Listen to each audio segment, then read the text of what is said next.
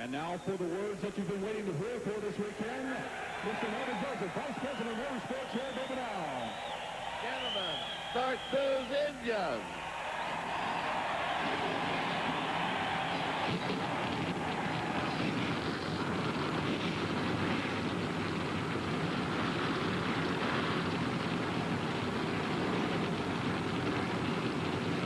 And with the command from Melvin Joseph, we welcome you back to Dover Downs International Speedway. A magnificent day for racing. Eli Gold, the whole TNN Sports team, welcoming you to our coverage of the MBNA Platinum 400. 400 laps, 400 miles on a concrete layout. High banked it is. Buddy Baker, as a Hall of Fame racer, you have run here many times. The pluses and the minuses of concrete versus the old asphalt. Well, it's really not a comparison because of white surface. The heat does not stay in it, where the blacktop, it just absorbs, and the more heat you get in it, it gets greasy. Asphalt, it's not ideal, but the pavement that we have here, it does not change. The crew chiefs love it. Drivers sometimes don't like it because you run so fast here. Now, making the tour through the garage this morning, there's one thing that we all found out, and Dick Berggren, the editor of Speedway Illustrated magazine, you know it also. Everybody today seems to think they have a good shot at winning. Yeah, there is no clear favorite for today's race. And as I've toured the garage this weekend and talked to the top drivers and the crew chiefs, they have told me man after man, yeah, we've got a great car, but it's no better than 10, 15 others. You got a favorite in Winston Cup? Stick around. Today may be his lucky day. And we're so glad you're with us. We are coming right back. The dropping of the green flag, and we're going racing. We're live at the Monster Mile, Dover Downs International Speedway in Delaware. The MBNA Platinum 400 next. Jam-packed every time they add 8, 9, 10,000 more seats. The fans just line up to buy those tickets. And you can see what Dover Downs has grown to in all these years of racing. Let's take a look at the starting lineup for today's event. The Big K starting grid changing for the better. Those two guys, Rusty Wallace and Bill Elliott, though Elliott has moved to the back, going to the backup car. Those two gentlemen with 7 career wins here at Dover Downs between them over the years. Matter of fact, buddy, half of all of the Dover wins here have come from the top 3 starting spots. And the reason for that, you can get in so much trouble here in the back of the pack. If anything happens, if you're back there, you have to come through it. So it takes its toll. There you see Michael Waltrip, Tony Stewart, who was 4th and 2nd here in the 2 races a season ago. Jeff Gordon, a 3-time Dover winner. Jeffrey Bodine, this is his 36th start at the Monster Mile. Matt Kenseth, he was quickest in second round Bud Pole qualifying. Yeah, it took them a while to get that car dialed in, but they've got it running well now. Dale Earnhardt, best starting spot for him in the last 7 visits to Dover. John Andretti's got those tender ribs. That's why Kyle Petty's standing by to sub, and this is not the racetrack to show off with tender anything, is it? No, it is not, because, I mean, in the corners here, you run 180 miles an hour down the straightaway here, and you don't back off a whole lot in the corner. And there you see Dave Marcus, the 43rd starter in today's MBNA Platinum 400. Now, what is this racetrack all about? Well, statistically, it reads 1 mile around. And there you see the banking, but you never really get a chance to rest, do you? No, you don't. And the racing groove itself is right around the bottom of the racetrack. And if you get up in the gray part of the racetrack, the whiter part up on this part up in here, you're in big trouble. You have to watch yourself very careful at the start of the race here. There's a lot of debris on the top side of the racetrack also. Just prior to starting, want to mention why the track was observing a moment of silence before the command to fire the engines. You may or may not remember our NASCAR Busch Series telecast from Nashville earlier this year. We talked on that telecast about the fact that John Rollins had passed away, the founding father of Dover Downs International Speedway, and this is the first race at this speedway since his passing. So he, and the memory of Adam Petty also being talked about in that moment of silence. There, of course, Kyle Petty. Well, he had a super run going yesterday in the Sprint Chevy until that late pit stop, and, of course, the King. It'll be neat to see Kyle get into the King's car later today, won't it? Folks, cinch up the seatbelts. Here we go. 400 laps on TNN Sports.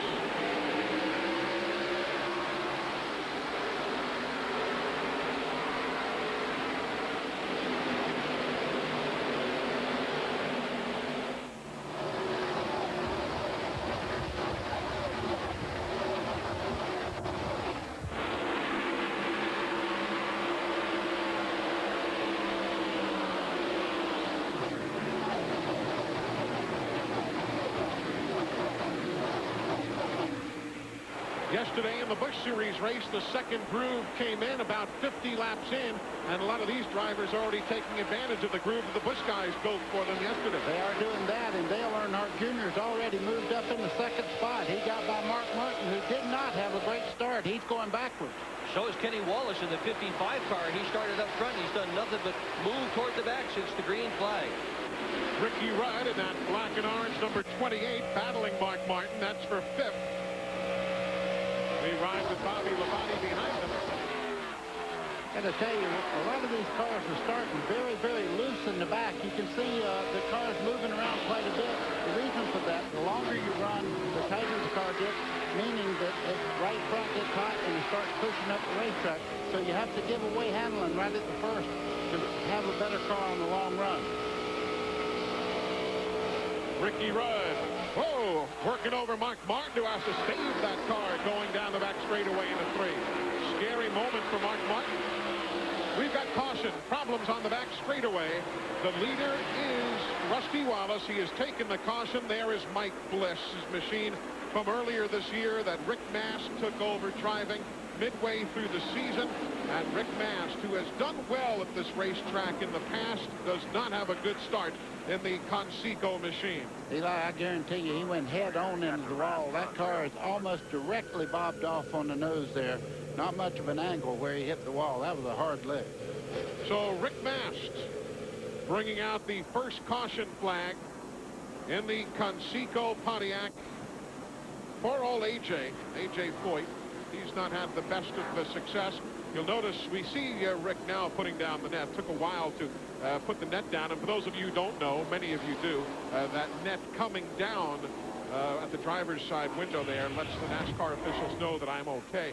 Watch this deal before with Rudd and Martin. There's contact between Ricky Rudd and Mark Martin, and that may have triggered the incident that happened on the back straightaway.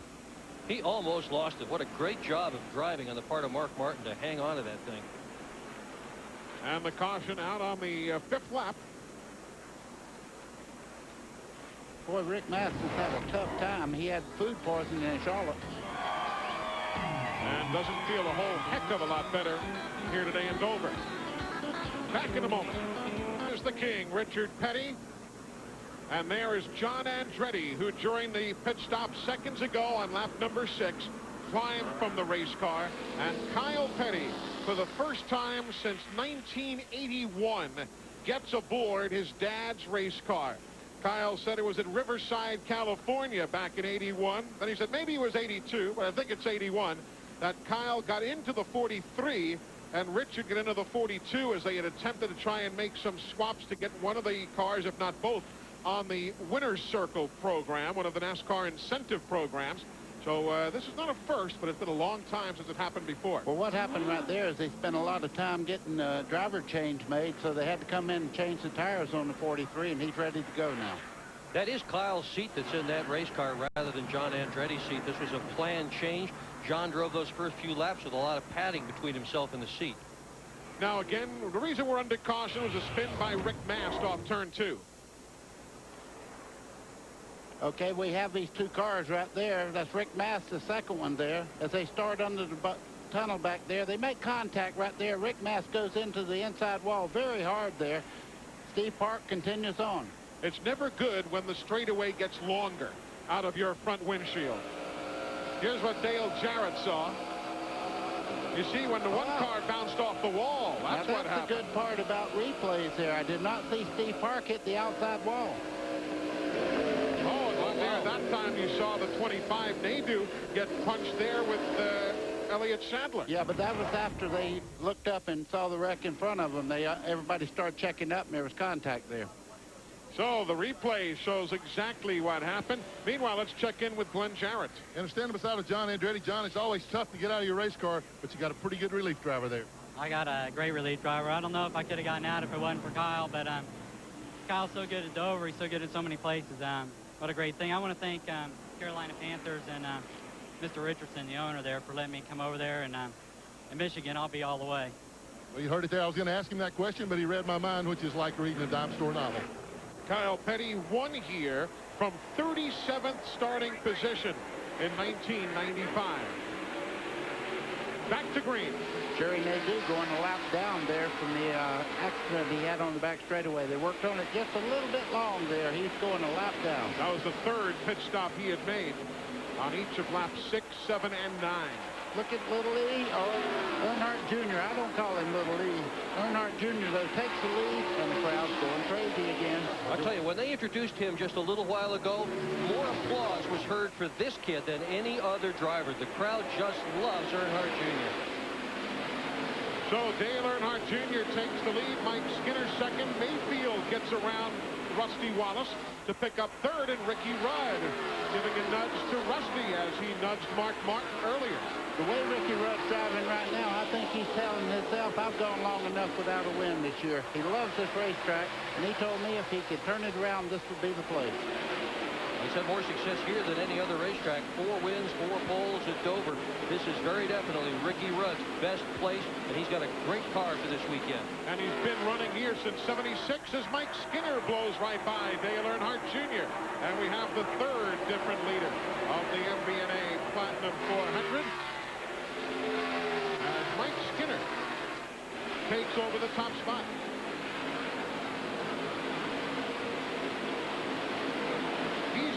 You know, we talked to guys like Nadeau on the pre-race show and so on. Well, Skinner is certainly due. And yesterday on the telecast of the NASCAR Busch Series race, his crew chief Larry McReynolds joining us here in the booth, and he said, pretty good. You know what, though? This is the first time Skinner has ever led a lap at Dover in Winston Cup competition. But back in '97, this same race, he scored his first ever career top 10 here in this event. I know for a fact the 31 car started out with less grip in the back of the car, knowing that it was going to tighten up as they go along. And you can tell right now, he's favoring the high side of the racetrack, trying to keep from putting too much pressure on the tires early in. Earnhardt Jr. closed right back in on him, but both of them right now are breaking away from everyone else. You saw the leaders go by Bobby Hamilton moments ago in the Kodak machine. He went into the pit lane for service back on lap number 6 and has not gotten up to speed. Caution. Caution is on the turn 1. To 25, Jerry turn 1 on the bottom. Having a lot of problems here today. Look at the damage on the left okay, he's on the bottom. Got in the wall a little bit there. You heard some of the communication on Jerry's radio there. But it's a great day. Hey, is the radiator knocked out of there? Yeah, it wasn't one of those great days. Involved in that first problem at lap 5. Now the spin here. Hell, it might have got back. Hit on the left front. What do you think, Jerry? I'm coming in. Might as well go in the garage and fix this thing. It tore up pretty good. Okay, guys, let's go to the garage. Let's get everything to the garage right quick until we fix it. Well, you hear the team strategy. Let's go to the garage and fix it. Glenn, they finished 30th and 16th here last year, and certainly no better today. No, Eli, he's got a lot of problems. I was just going to try to get an update in on. He made so many pit stops earlier on there during the Rick Mast caution. They were trying to reset the toe in, and they changed right side tires, and then all this happened. So Jerry is definitely on a downer. You know, like we said, he had such a great car last week. They're loading the stuff up now, going to the garage area. They are going to try to get him back in, but obviously he'll be many, many, many laps down. His best finish of the year, 13th at the California Speedway back on April the 30th. As the fans remember Adam Petty here at Dover, Steve and Rick Mast. Thanks, Eli. Rick, I just saw your car come by. Heavy damage to the front end. Are you okay, and can you get back out? Yeah, I'm fine. No, the car is demolished. You know, it's a shame. Team Conseco car. I mean, we're starting to turn the thing around. We showed it at Charlotte. We showed it all weekend here. Everybody knew we had a car to contend with. I knew that. And we get taken out so early. I mean, just trying to play it cautious, be easy. And with that stupid yellow car that causes a wreck every single other week. I mean, it seems like every other week that yellow car is in the middle of some wreck. You know, and I was going by him and he lost it or whatever happened, you know, and he come across the racetrack and hit me. But you know what? It's Dover. Things like that happen. I mean, we all screw up. That's just part of our game. But it's just frustrating to me right now because, you know, this team has worked so hard to get this thing turned around, and it is turned around. It's back on the right road now. And if we could just got through today, you know, I think a lot of people saw that today because really this is the best car today I've had in a couple years at Dover. And, you know, as Buddy knows, I run pretty good at Dover. So we'll get him, I guess, at Michigan. Tough day at the office for Rick Mast. It It is just that. So he is in the garage area. So too Jerry Nadeau, who had hoped to have a great day today in front of so many of the fans from his home area. He's from Danbury, Connecticut, but not to be. Well, Nadeau's had a horrible time, but going back to Rick Mast's statement, I hired him because he ran and won the Busch race here one time and put him in my car when I was a car owner instead of a driver, and he did us a great job. Let's get an update on the 6 machine, Mark Martin's team. Ralph? Well, Eli, you noticed he fell back right away at the beginning of the race, and he radioed in and said, Jimmy, I can't hold on to it. That was to his crew chief, Jimmy Fennick. They came in, they put on 4 tires and 2 rounds of bite, trying to get that car to handle. The same problem has happened for Rusty Wallace. He had a tremendous amount of buildup on the right rear of his tire and could not get the car to handle. He as well slipped back. They don't feel like they have a problem, but a lot of the drivers are radioing in saying that this racetrack is very dirty at the start of the race today. As you noticed, Eli, when we came in earlier today from the parking area, a lot of the people are able to cross over the racetrack, and they dragged in a lot of dirt. And a lot of the drivers are saying there's a lot of dirty buildup on top of the cement, and it's going to take a little while to work that off and get these tires to really adhere to the racetrack. Well, we are now 20 laps in to the 400-miler here at Dover Downs. A lot of guys on the move. Look at Wally Dallenbach, started 12th, now running 6th. Back in a moment. Capital for a couple of 100 years now. There's a very, very large historic district in the heart of downtown Dover, and up to 3 miles from where we sit here at Dover Downs International Speedway. You see that computer address, tnnracing.com. You want to take your web browser and head there right now, because you can ride along with Bobby Labonte and Ward Burton and Mark Martin by going online at tnnracing.com. We've got all the multiple in-car views that you'd like. Also, the radio scanner talk from the driver to the crew members. That's tnnracing.com. It is absolutely free, a free online garage pass here at the MBNA Platinum 400. Back downstairs, Steve. Eli, Jerry Nadeau had an awesome run at Charlotte, but it looks like it's not going to be as well today. Crew working furiously on the Michael Holligan car. Jerry, what happened? I'm not really sure in the beginning. I know a car wrecked on the backstretch, and I don't know if I got in oil or if I got hit from behind, but my car just took off to the wall, and we hurt the right side pretty good. We come in, we fixed it, but obviously something was hitting in the left rear, and it cut the tire down and got in the wall in the front stretch. I hate it for the guys. We had an awesome car yesterday in happy hour, and we're not able to show it today. Let's go back to Green Flag Racing, Eli. All right, Steve, thank you. As Mike Skinner will lead them. You see that orange machine, the Kodak car. Lap down is Bobby Hamilton. Everybody else on the lead lap.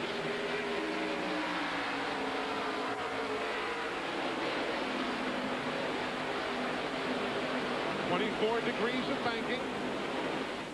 The track narrows by 10 feet, and the banking drops to 9 degrees on the straightaway. And the track widens out, and the banking builds. And then you shoot right back out onto the straightaway." Oh, boy. Speaking of shooting, Junior looks like he's driving a boat, not a car. Look at this kid go. Right to the bottom of the racetrack here, side by side, as they come off turn 2. Jeremy Mayfield Oh, in third. we've seen a ton of that in the middle of the backstretch all afternoon. Heck, we're only 25 laps in. Look at Jeremy Mayfield in 12 there. He has really got it turned up, and just behind him, Ricky Rudd has moved up into contention also. Nice shot by Skinner, protected his position, hung on to the lead. They're running this track like it's Martinsville. They're also running it like it's about lap 398. Yeah, instead of lap 25. Watch it again. Earnhardt Jr. in the red machine. Skinner, the race leader. Pardon Hello. me. I think that might have started somewhere else, because that was like a little payback there. Just to let him know I can hit back. Somewhere else, like Rockingham or something. Nah, you never know, but that was quite a little... we've seen a lot of that today. Ricky Rudd a few times early in the race. Middle of the back straightaway doing the same thing. Well, that second corner, if a guy's got his leg in it, when he starts coming out of the second corner, sometimes the car will just pick up a push, and if he doesn't lift, he'll just push right out toward the wall. It's hard to lift when you're going for the lead.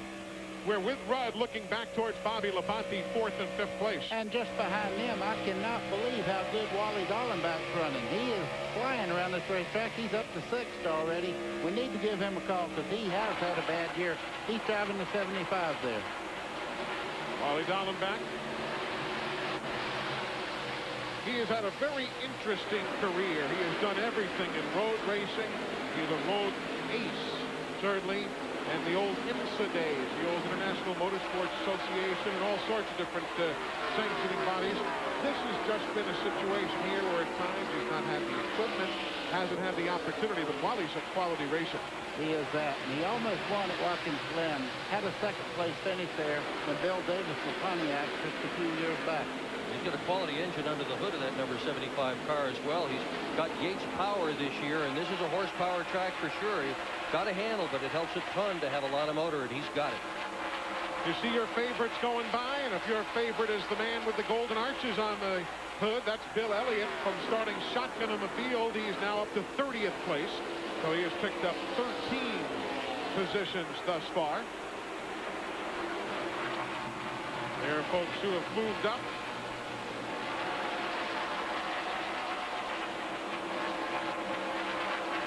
How distressing is that to a driver? Obviously, buddy, I know it's upsetting when you have to go to a backup car, but habitually, how off is a backup from your primary car? Well, it's exactly what you said. That is a backup car. That's not your best car. A lot of people say, well, it's just as good. Well, if it was, you would have it up here.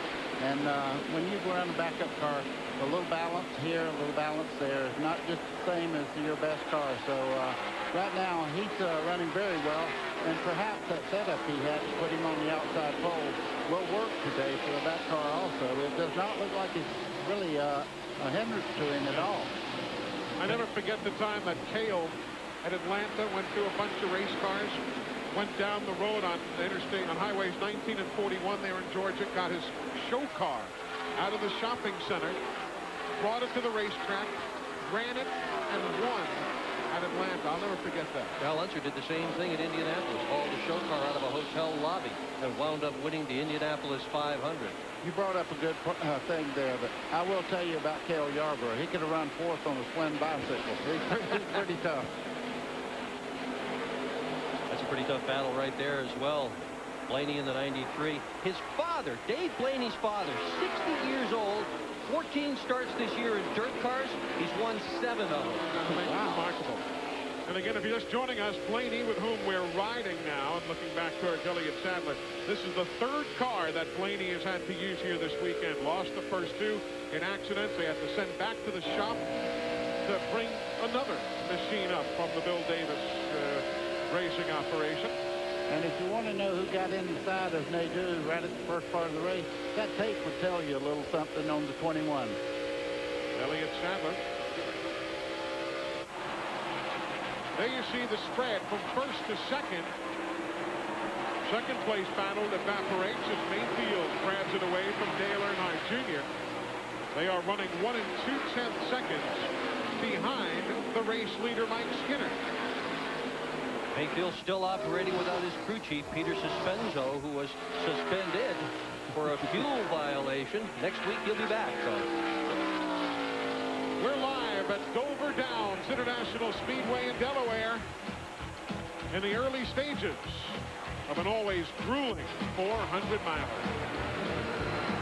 Hi, I'm Doug Peterson. I'm the Home Depot instructor. I do that full time. I teach the kids on the weekend. I teach your parents on the weekend. All the Home Depots have classes. This is service. This is what it's all about. Yeah, what's the good of having over 50,000 items if you don't know how to use them? That's my job. I show you how to use them. It starts when you come in. Everybody says, what are you doing? What's your project? If somebody shows you how to do it, it gives you the confidence that you say, well, I can do that. So come see us. We've got everything.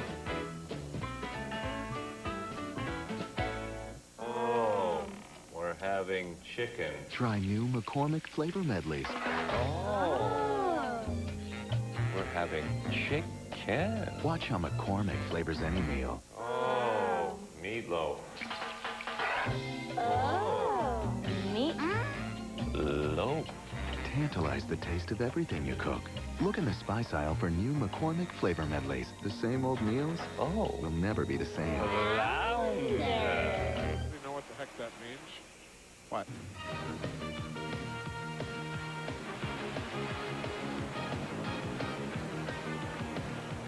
Welcome back, everybody, as we continue from Dover Downs International Speedway in Delaware. That is Mike Skinner took over the race lead from Dale Earnhardt Jr. at lap number 12, and between then and now, lap 40, he has pulled away to the margin you see on the screen. 1 1/3 seconds.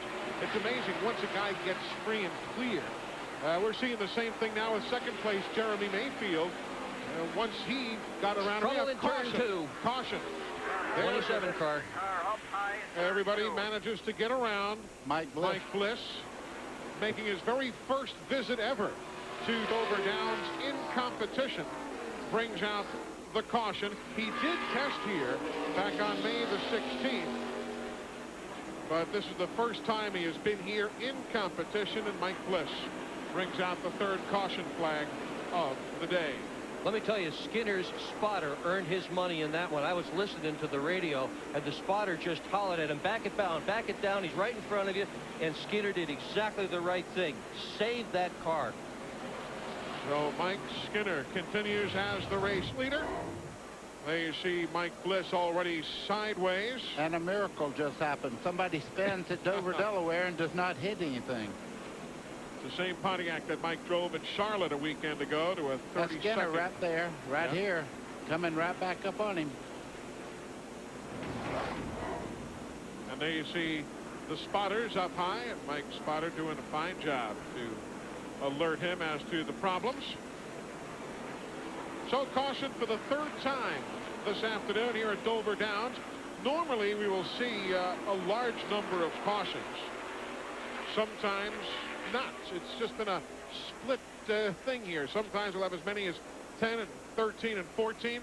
Then each of the 2 races last year, we had only 4 cautions, and we've already had 3 here in the first 42 miles of racing. Skinner, Mayfield, Dale Earnhardt Jr. top to bottom on the screen. Here's Steve Burns. And Dale Earnhardt Jr. complaining to his crew that the car is just a little bit loose going in and going out. We're going to tighten it up, make a chassis adjustment, 1 turn out of the right rear, and 4 tires. Let's go to Glenn Jarrett. And we're down to Jeremy Mayfield. He had the quickest car on the racetrack. They've already changed 4 tires. He's down and away. They actually changed the tires that they were going to put on the car and changed it to another set that was back in the pits. We'll find out why. Here's Ralph. Now, the biggest change with Mike Skinner's car, Glenn, is that they went, of course, from the scuffs to stickers is what he started the race with scuffs. Now he's got sticker tires on. He didn't want them to make any changes to the car. He was very happy with it. They're pleased with their pit stop. So pit stops taking place now for most all of the teams. Some teams have elected not to come in here. Included therein was Kyle Petty, who stayed out in the John Andretti car. Remember, they had come in on laps 6, 7, and again on lap 17. So they're on their own little time frame. And Bobby Labonte had a great stop. He's already up to 2nd in the 18 car there. So the caution becomes a break for some as we work the 43rd lap here at Dover Downs on a simply magnificent 70-degree day. Hope you're enjoying. Back in a moment. Surface contact bearing 190. Dive! Rated at 160 feet, 10 degree down by big truck, quiet engines back.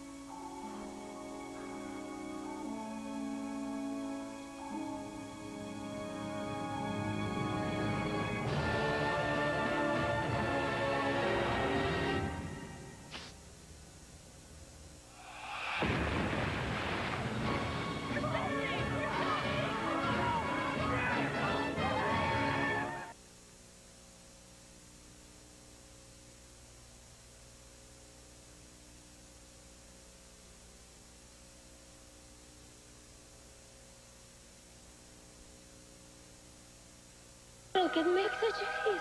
A great man. His name is Dave Thomas. Man? No. He must be a god. Wendy's Classic Triple. As close to bliss as a mortal can get.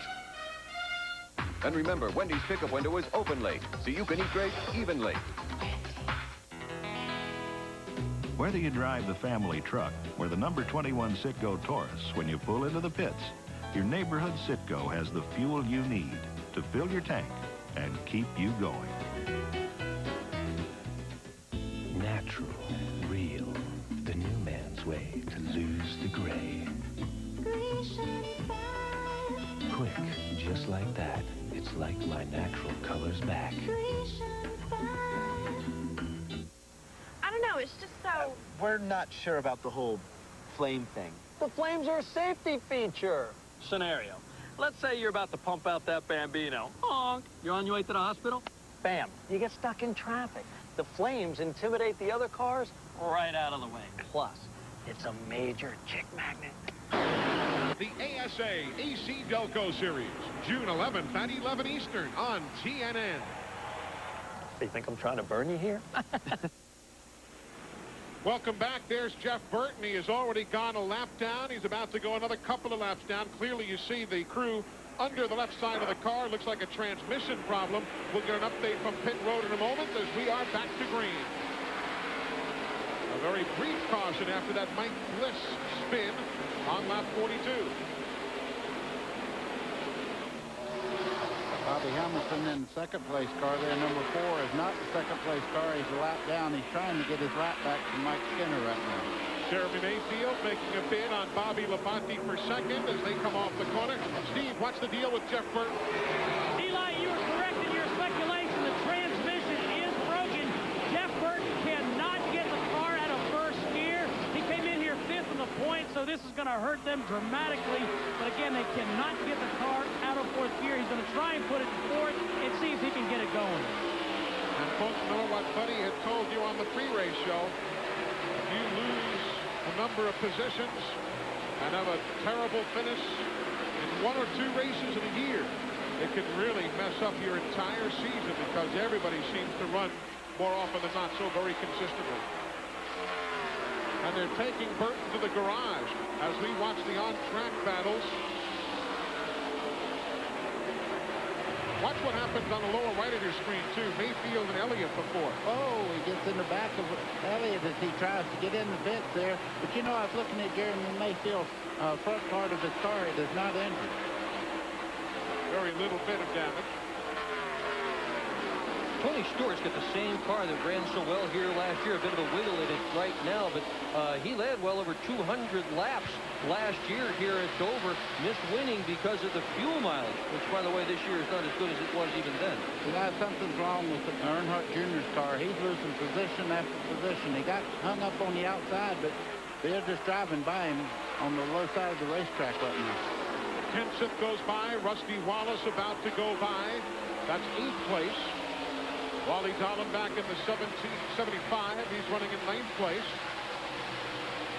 Look who's in the mix, too, behind Jeff Gordon. There's Dale Earnhardt. He's running in 11th. Nobody's letting Dale Earnhardt Jr. back in line.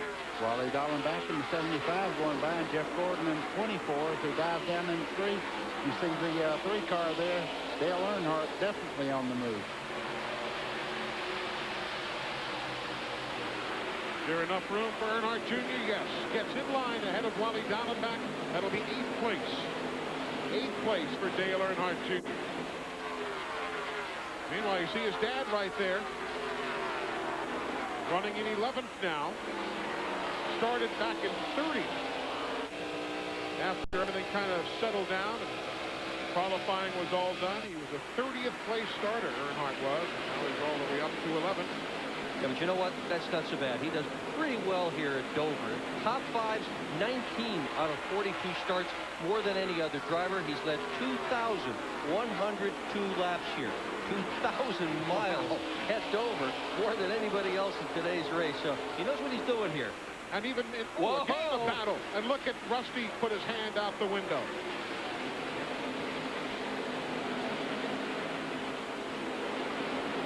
I wonder what that gesture meant. I don't know.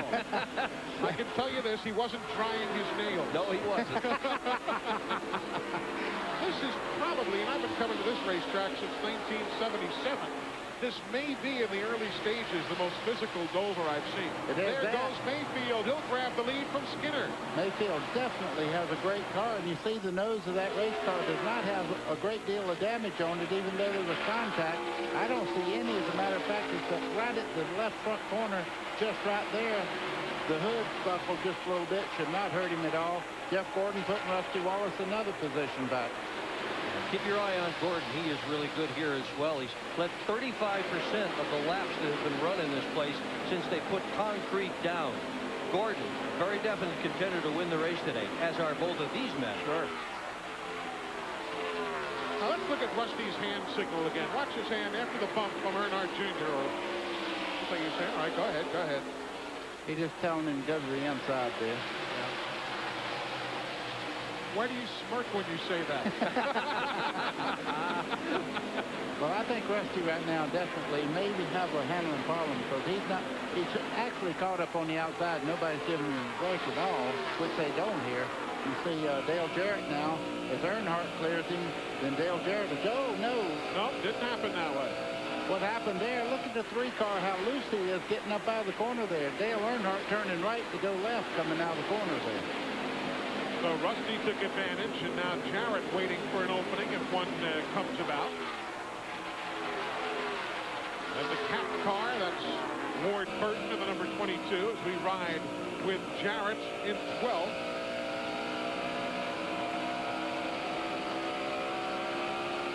The leader is Jeremy Mayfield. If you're just tuning in, you'll see the scoring and timing rundown there in the upper left-hand corner of the screen. DJ's got an interesting history at this place.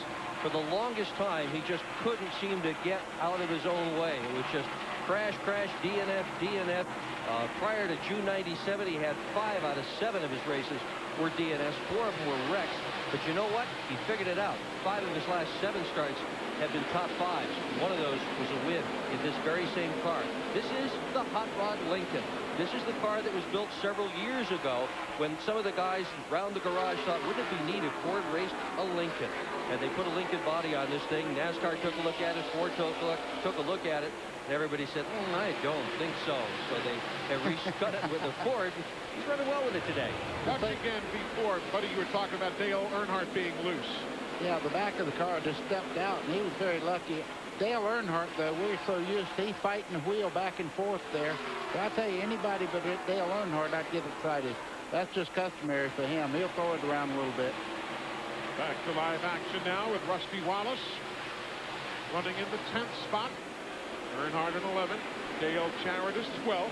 If Dale Jarrett ever gets by these two, he has a great race car. Seems to have great cornering in that car. If he gets by these guys, he'll say adios.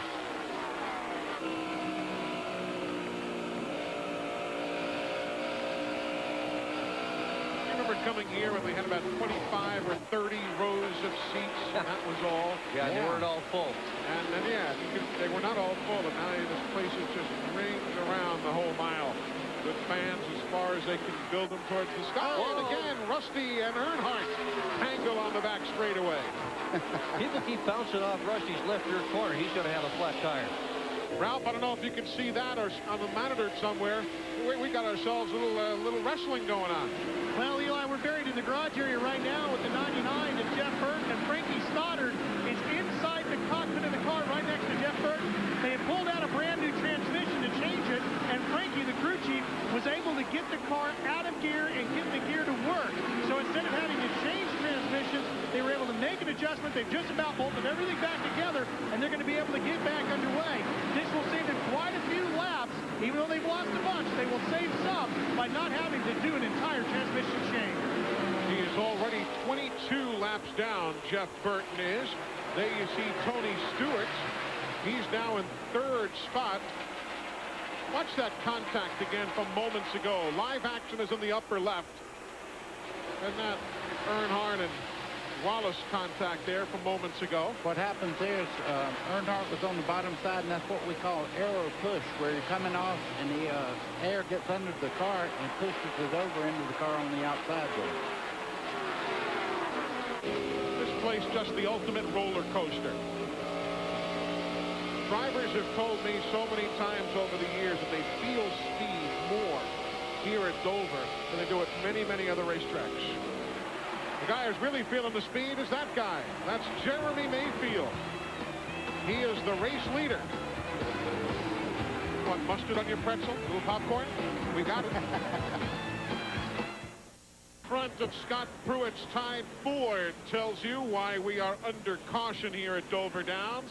He came off turn number 4 and has done what countless others have done over the years. He found the wall. Now, Mayfield, Tony Stewart, and Mike Skinner. They're pitting along with most everybody else. Here's Steve Burns. And Tony Stewart has already had right side tires put on. Now going to the left. Don't see any chassis adjustments being made to the number 20 car. Let's check in now with Glenn Jarrett as Tony Stewart leaves. Well, Jeremy Mayfield has already come and gone. He had 4 tires. The reason I told you a while ago that he had to change the tires that were on the wall to another set. He said the car has been perfect. Do not do anything to tighten it up. So they went to a set that was more neutral. Did the same thing this time. His lap times are awesome. No changes. He's perfect. Here's Ralph. Well, Mike Skinner came in and made a half to 3/4 turn to get a little more bite into the car in the left rear. They also took 4 tires on the 31 of Mike Skinner. So Mike Skinner and everybody else having made their stops. The reason we are under caution was for this problem Scott Pruitt had off the corner. Yeah, he just got it high coming off the corner there. Everybody behind him does a great job of missing him. 360 and goes on. A lot of damage to the left front corner of the 32 car of Scott Pruitt, though. One more look.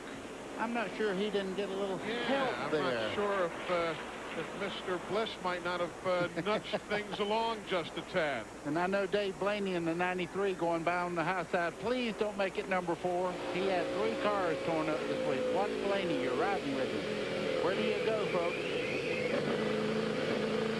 Nice job, Dave. Yeah. I don't know why I'm sitting here closing my eyes. So we are under caution. That is your race leader, Elliott Sadler. Under the caution. Yellow flying for the 4th time today. Dale Jarrett here with a very special offer. A new CD. Flag is in the air here at Dover Downs as the caution, the 4th of the afternoon, brought out by Scott Pruitt. Again, a fairly brief yellow flag period. Remember the 4, Bobby Hamilton is not on the lead lap. He is trying to get one of his 2 laps back. The race leader is the 12 of Mayfield.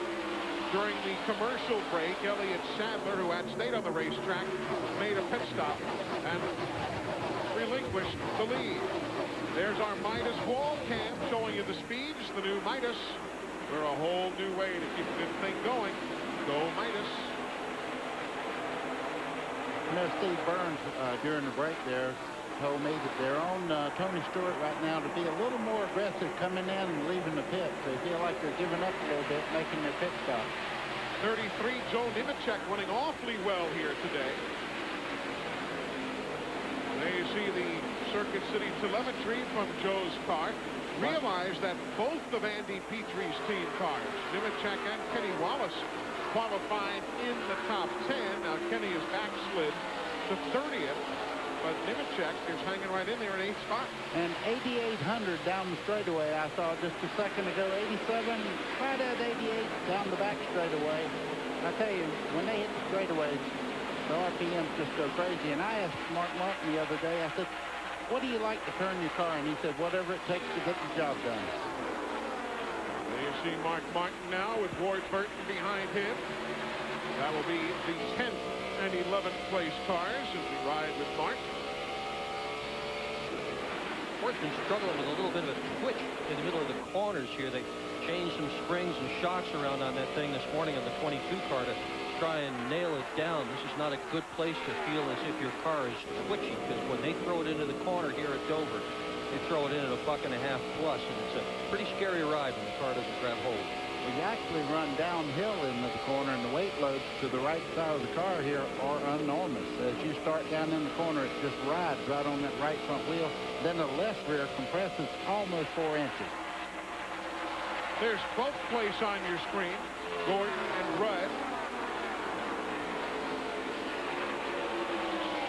Wally Dobbin back in the mix as he ride with Ricky, trying to grab the spot and doing so against Jeff Gordon.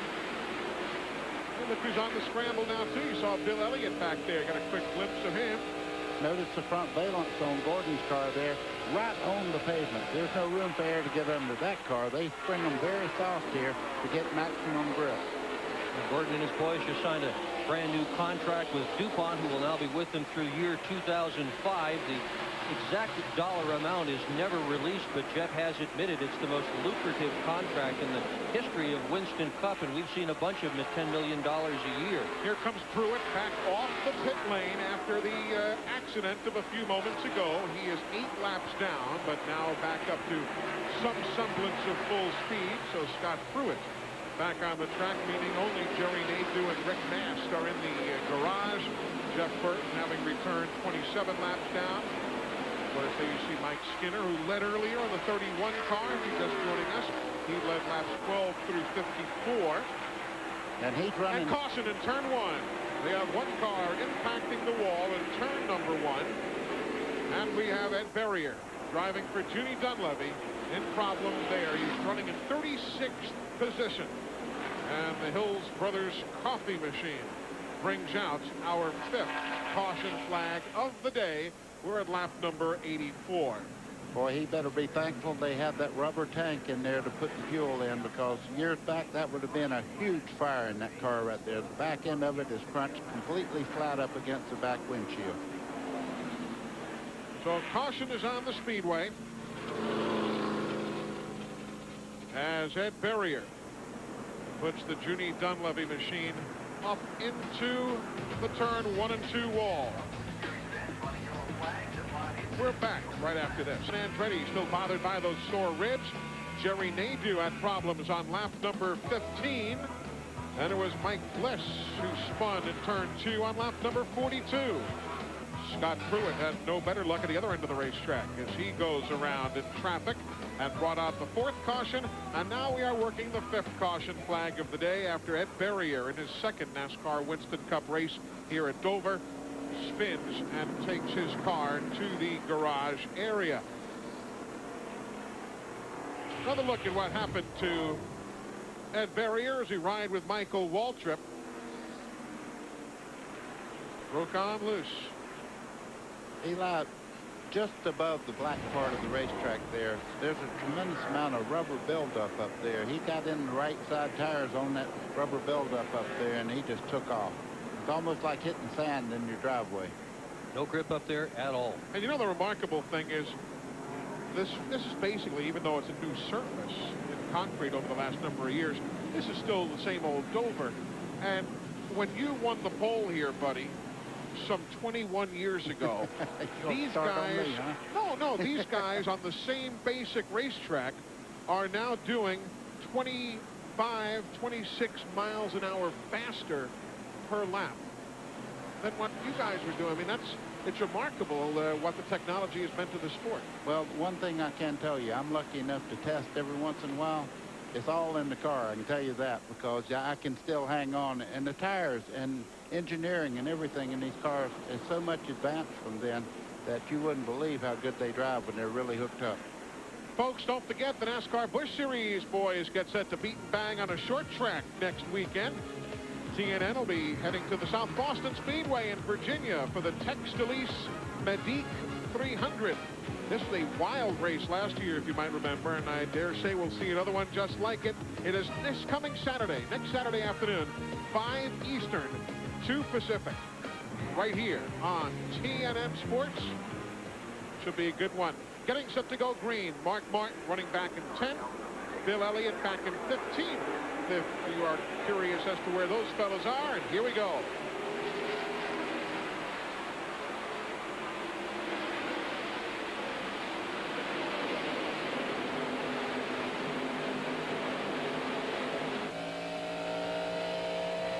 Robert Presley back in 27.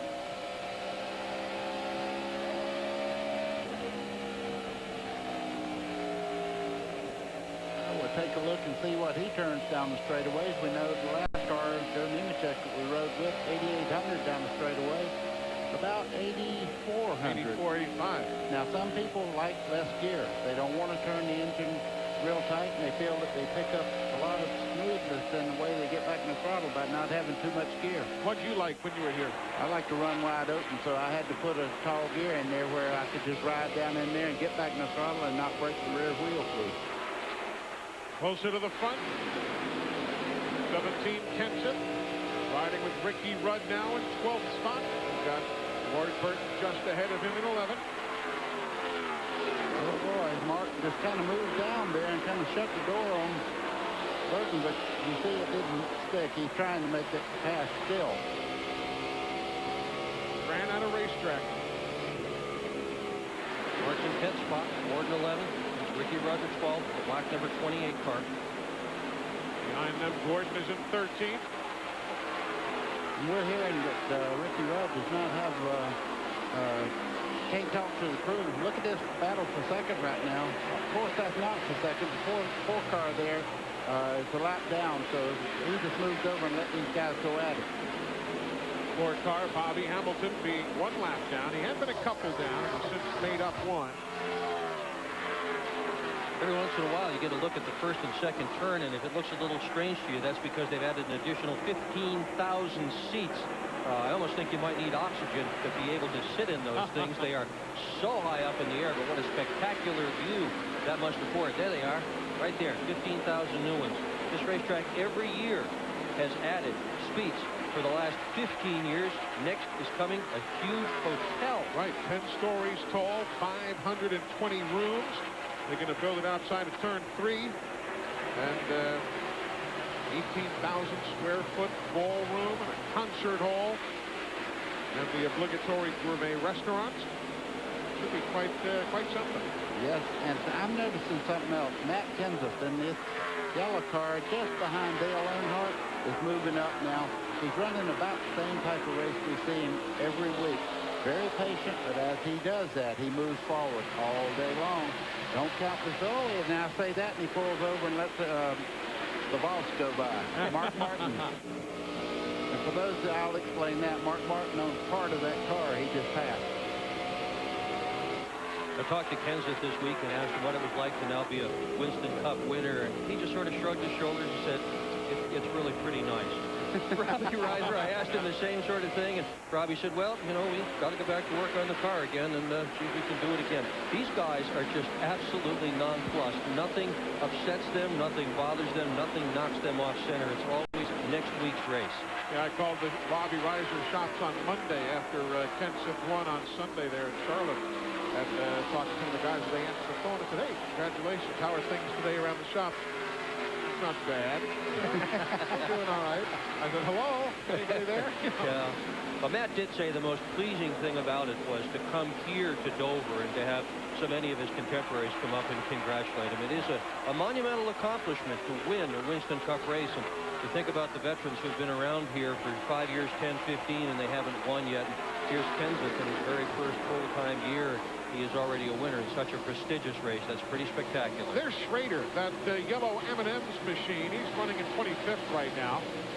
With Robert Presley around him there, the Jasper car, and Kenny Wallace right behind. Again, we talked to Schrader on the pre-race show. Hoping that Kenny could get back to victory lane. His last win was here in June of '91, as has well been documented.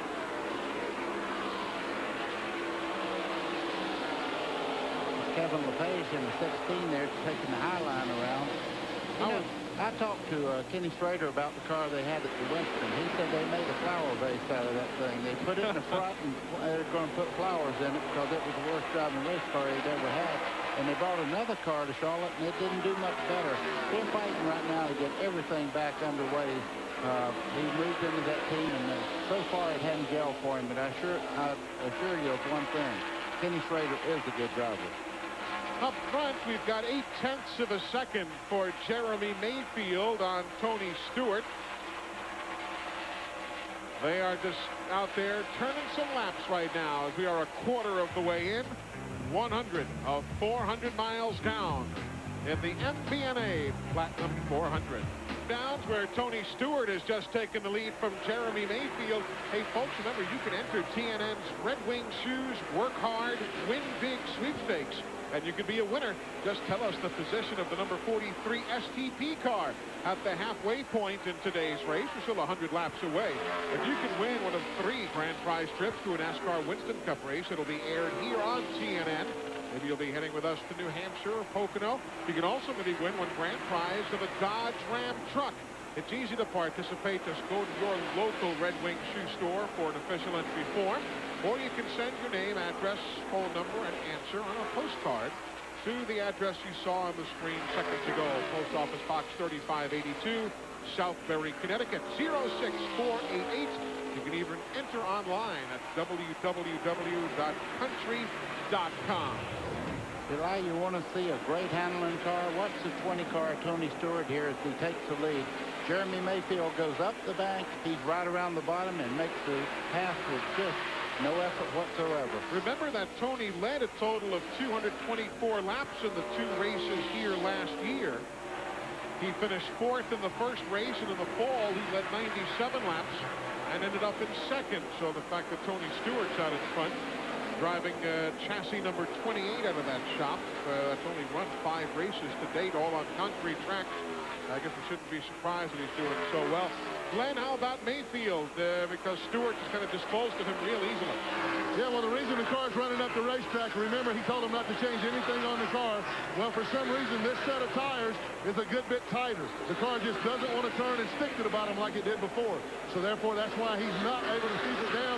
He was trying to take care of the right front tire so it's not to superheat it. That's the big problem that you have here. He's really, really tight off the corner. Here's Ralph. Well, Glenn, earlier this morning, I spoke to Greg Zipagelli, Tony Stewart's crew chief.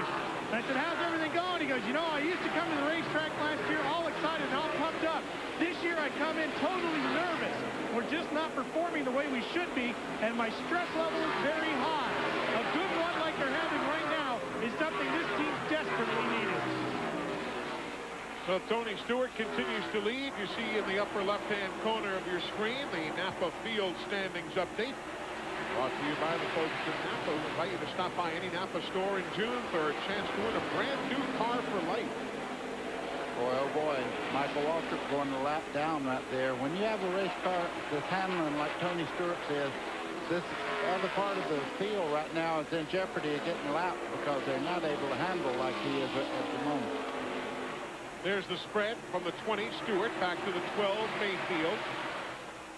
Now this deep in a run for Stewart to be able to stay that close to the bottom of the racetrack indicates that car is handling extremely well. There's 4th on back. That's a good battler. And our junior, Bobby Labonte. Matt Kenseth, you see, using a higher groove. Yes, he is. Way up the racetrack there, but it seems to be running quite well around the racetrack. Maybe he found something that the car likes. Sometimes you have to change your groove. He's making that second groove work pretty well there if he's working over Bobby Labonte from the right side. When this track was asphalt, as many of you folks watching at home remember, we saw fellows like Richard Petty and Harry Gant, Morgan Shepherd, win while riding all the way around the outside, the rim of the racetrack. Harry Gant went to Wilmington and made a left turn. He didn't just run high, he raced right up against the wall. That's 10th place up for grabs on your screen, and Dale Jarrett's going to lose out big. He can't get back low. Rudd gets by, and he may get back in front of Jeffrey Bodine. And a big call for Jeffrey Bodine in that group right there, the 60 car. You can remember back in February when he had that horrendous crash, was out most of the season, but he said last week in the 600, he felt great when the race was over. That's good, a good sign. This guy can drive a race car, and he is not coming out of that race car anytime during the year. They said to squash that idea. There was some people talking about he was going to lose his ride, this, that, and the other. It's all fixed. He'll be in that car for the rest of the year.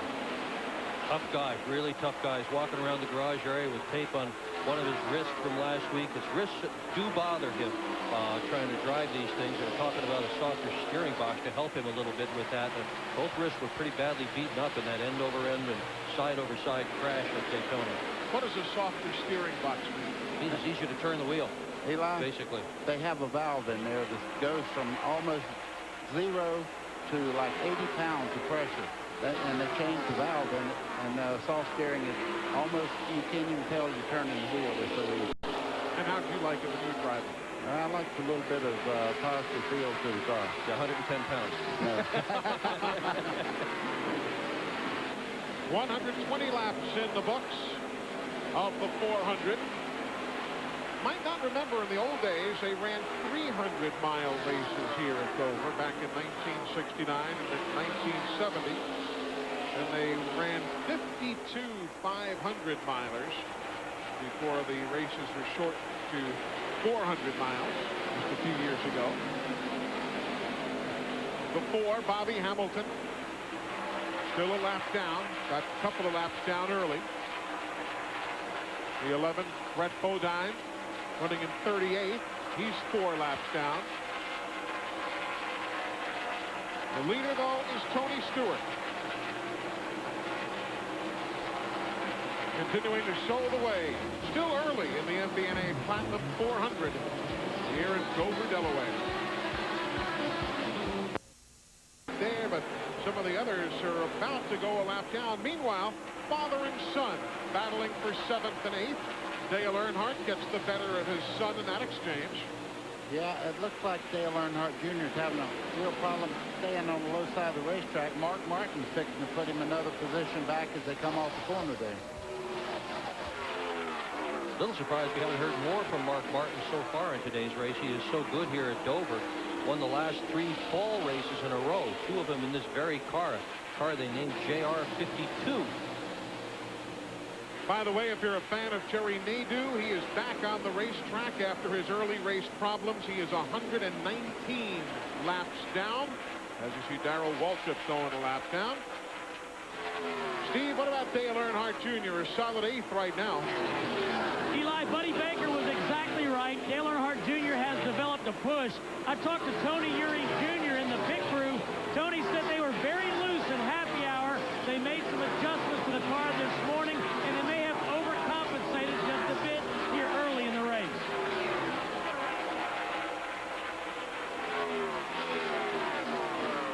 Dale Earnhardt Jr., who led 175 laps last week at Charlotte, yielding right there to Brett Bodine and others. Meanwhile, an update on Mark Martin, Ralph. Well, Eli, he's suffering from a push. That means when he goes into the corners and turns the wheel, the car just wants to drive straight up the racetrack. He's got the wheel turned to the left, but the car doesn't go that way. So he's fighting a bad push right now in the 6th car, Mark Martin. Still a good distance shy of halfway. We've had 5 cautions. As quickly as Jerry Nadeau brought his car back onto the racetrack, he has returned to the garage area. So obviously all the repairs of earlier have not yet been completed. Well, no push there, is there? Tony Stewart is just running perfectly. Passing high, passing low. Let's take a look at his line as he goes in the corner. Right now he's going by Wally Dallenbach that we were bragging on running so well a while ago, and it's because this car is getting tremendous grip. He's able to run anywhere on the racetrack he wants to. Right on the bottom there, the race car is almost on the flat part of the racetrack there as he goes through the corner, about 3 inches up from the bottom of the racetrack. He can do that, or if he has to pass somebody, he can go up and still run. But look how low he can run there, and everybody else is skating up the racetrack. He is lapped up to 24th place right now. Of course, a lot of lapping here in the last few years. If you remember last spring, only 2 cars finished on the lead lap, Bobby Labonte and Jeff Gordon. And here last fall, if you were with us, only 16 finished on the lead lap. And I think most significantly with the fact that 3 of those 6 were Roush cars. And look who's next. Henson. There's Bill Elliott, who is in his backup car. That is not the car that's set on the outside pole. Darrell Waltrip going another lap down.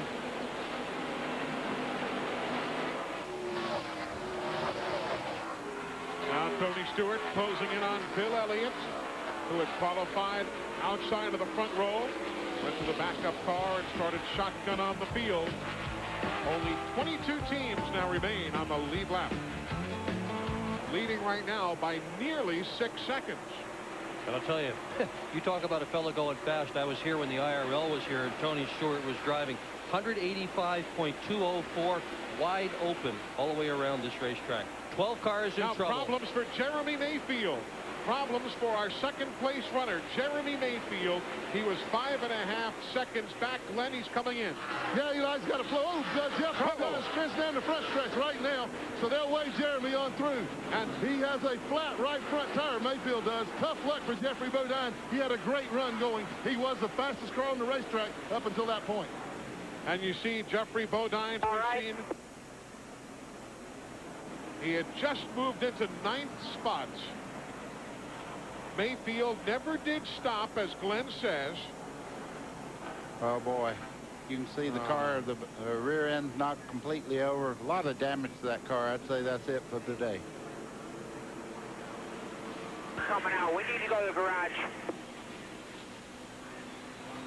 Eli was having a great run. I don't know what happened there, but he certainly was having a great run. Yeah, we got to go to the garage, guys. Let's go to the garage. The word through Jeffrey Bodine's radio. No way to fix all of that on the pit lane. We were talking, folks, during our commercial break. Up a little bit, coming out, he just got a little crossed up, got sideways. Boy, he's putting down a lot of liquids there. You can see the fluids just pouring out from underneath the car. And here comes Tony Stewart down pit road. We were just talking during our commercial break, saying we got to spend some time talking about Jeffrey Bodine. He had moved into the top 9. No sooner than that, he hits the wall. Meanwhile, pit stop. Steve? And Tony Stewart comes to the attention of the Greg Zupadelli-led team. We've heard they're not going to make any adjustments to that number 20 car. That's how good it's running. Just 4 tires. What about it, Ralph Shaheen? Now here comes Mike Skinner down on pit road. Now they're going to put 4 tires on this, and they're going to take the 1 round of fight that they put in the car back out of the car. They're fairly happy with the handling of this, but they're going to take that 1 round of fight out of the left rear. Glenn Jarrett? And Jeremy Mayfield finally makes it around. He was expressing a lot of concern that flat right front tire was going to start shredding and tear the fender apart. They are making a chassis adjustment. They're going to try to loosen the car up. Remember, I told you it had gotten a little tight, and that pushes the right front tire, heats it up, and that's the tire that went flat. They have the 4 tires on.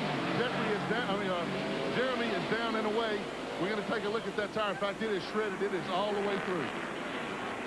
So that's the story from the pit lane. They have just closed pit road because there has been some oil from Jeffrey Bodine's car as he brought himself down pit road and headed to the garage. He has left a trail of oil behind him. And as a result, they've had to close pit road while they bring out the speedy dry and try and mop things up. Boy, that's a heartbreaker. You see Scott Pruitt there, his car going by. Darrell Waltrip also in the garage area. He went in there. You see the indication that the pit road is closed. That official standing out on the track near the entrance to the pit lane. Now, despite that, you can come in if you want, as Michael Waltrip is doing, but he will have to restart at the back of the longest line of traffic because of pitting in this instance. Let's go back downstairs. Well, guys, you take a look at the tire that came off the right front of Jeremy Mayfield's car. Michael Cranifus over here taking a look at the other tires. There's still pretty good tread on the tire. There's a Goodyear engineer working on the tire right now to try to figure out what happened. He's checking serial numbers. He's checking sidewall flex, everything. They're just a little concerned that this thing may have worn through. You can see it's on the inside of the tire. That's where it blew out. We don't know if it was cut, if it worn through, if he ran over something on the racetrack or what. But anyway, with the Goodyear guys here, they're checking the air pressure that was put in the tire. Trust me, they will find out what it was. If there was a problem, they will correct it if they can correct it at all. But he was lucky. He was going to lose a lap, and the caution came out. You know, just looking at the tire, it looked like it had a lot of camber in the right front. That helps it turn, but I will tell you something else. It will wear out the inside of that right front tire when you do that. Under caution for the 6th time as Elliott Sadler looks through the windshield. Watch the 60 car. Oh, the back end just stepped out on him, and there he goes into the inside wall. Boy, that was a violent step out, too. It wasn't just a slide, it was snap. No way to save it. No, and no warning that was going to do that either. So Jeffrey Bodine, a veteran who even used to run modifieds here and used to hold the track record in a modified, apparently done for now. We're under caution. Jeffrey Bodine has just climbed out of his crashed race car. Jeffrey, what happened? Well, you know, I was lapping a slower car on the outside off turn 4. Being really careful up there, just squeeze the gas down a little bit and it jumped sideways. And you get sideways off turn 4, you're going to hit something, and we hit the inside wall. It's really a shame. I apologize to everyone because the car was so darn good. We really moved up and really just driving easy. And for our third race back, I thought we were doing really good, but to end up this way isn't good. Steve Burns. Thanks, Ralph. Buddy Baker a moment ago in the commercial said he wanted to see what the tires look like on the 20 car. Well, here they are. You can take a look. They've written down numbers. They're checking tire temperatures, measuring the air pressure. Scott Deal, who works in this crew, said, hey, you tell Buddy this car's handling so good even he could drive it. Okay, guys, we're back in Jeremy Mayfield's pits. The Goodyear engineer has left here. He told them to go up on the air pressure on the tire a little bit. You can see how once they bring the tire in, they mark how much tread is left on it. Now, one thing that I did see on Ricky Rudd, this is Jeremy Mayfield's, but they've already taken Rudd's tires away. His tire on the inside of his right front had worn about 3/8 of an inch more than the outside of the car, which means that they have the tire laid over more camber in the tire. So that could be that they're going to have to adjust air pressure and camber on these cars to keep these tires right. The speeds that they run here at Dover now are so fast, there's so much grip through the turns that they really wear these tires out, and they want them to wear as evenly as possible. Jeremy Mayfield's were not, and Ricky Rudd's were not. They don't foresee a problem per se right now, but they're just telling them to go up on the air pressure to try to prevent a possible problem. See problems there for Robert Presley as he has stopped here on the main straightaway. They have also, as you can clearly tell, reopened the pit lane. Robert Presley's reaching around and finds something maybe in the wiring harness or one of the switches. Something is not right. The car just stopped. Tough feeling. Hey, folks, as we go to break, you know me. I was the Winston Cup Rookie of the Year in 1985. I am a former USAC Silver Crown National Champion. And my last Winston Cup win was here at Dover in June of 1991. I know. You know me. We are back here at Dover Downs International Speedway in Delaware, working caution for the 6th time after the Jeffrey Bodine accident coming out of turn number 4. Well, have you figured out exactly who we were talking about as we went to break a short while ago? Yep, you know me. I drive the number 36 M&M's Pontiac, one of the busiest drivers in all of racing. Ken Schrader, you know me, is brought to you by your neighborhood Citgo. There's Kenny circulating under caution here in 26th position. After the pit stops of moments ago, Rusty Wallace, who entered the pit lane in 13th, came out in 9th. So he picked up some 4 positions, but some other guys weren't quite as efficient. Ward Burton came in 10th, went out 15th. And who else? Sterling Marlin. How about Sterling? I haven't talked much about him. He came onto the pit lane in 9th and went out in 16th. So he lost 7 positions during the pit stops of moments ago. We showed you Robert Presley had stopped on the racetrack a bit ago and then had to be pushed down towards the pits in the garage area. Let's get an update. Eli, we've heard that they may have a battery problem. Crew Chief Ryan Pemberton was sprinting towards the garage area and he stopped. Asked him what was wrong. He shrugged his shoulders. They weren't exactly sure. So they have taken the car to the garage, as you said, to check it out. Glenn Jarrett? Well, guys, I got to give a call to Dale Earnhardt's pit crew. They have been consistently turning out great pit stops. Every time they have stopped, they have gained positions on the racetrack. Dale had worked his way up to 8th. Prior to that caution flag, he came into the pits 8th. They had a 14.6 second stop, 4 tires and fuel, put him back on the racetrack in 4th position. That is absolutely fabulous pit work, and they've done it every time. Very much a true team operation. Well, whatever Robert Presley's problems were have been cured quickly enough, and he is back onto the racetrack. They have reopened pit road again. They had closed it for a while. They had to bring the blower out there. There was so much speedy dry. You see the blower just disappearing at the end of the pit lane right there. They had brought it out with a big broom on the front. There was so much speedy dry that they had to put down after Jeff Bodine lost so much oil on the pit road that they have sent him to clean things up. We're closing in on a restart. Robert Presley is cruising along under the caution here at Dover Downs International Speedway. Tony Stewart's the leader. over Mike Skinner, Bobby Labonte, Dale Earnhardt, and Matt Kenseth. Go back to green. There you see the rundown at the moment, brought to you by Valvoline Max Life, the first motor oil specially formulated for higher mileage engines. There's the top 10. Indeed, it's been confirmed that they did swap out batteries on the Robert Presley car, and he is back up to speed. Also, Darrell Waltrip with all sorts of handling problems. Now back on the track, 14 laps down, and we are back underway.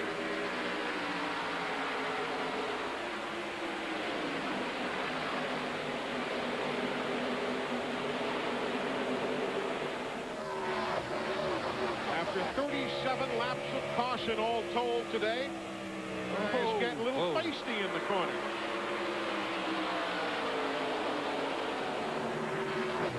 In case you joined us late, that's Kyle Petty in the number 43. John Andretti out with a rib injury. Kyle substituting today. Riding with Ricky Rudd now as they go through the corner. Kenny Schrader there in the 36 on the inside. Now Kyle's going to move down now. Let him go. Kyle is 1 lap down in the ST2 Pontiac.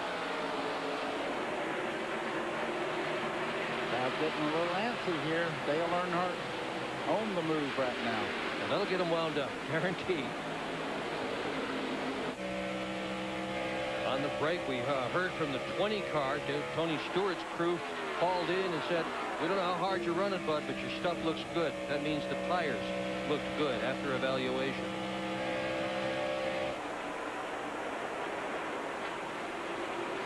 Bobby Labonte leading the NASCAR Winston Cup points. Currently running in the 3rd spot. Kind of strange he's leading. He sort of had an up and down year, which it's almost impossible to do well in the points. His last 4 races, Bobby has been 21st, 2nd, 26th, and 2nd. That yellow car there, that's Matt Kenseth. He's moved up to 5th already.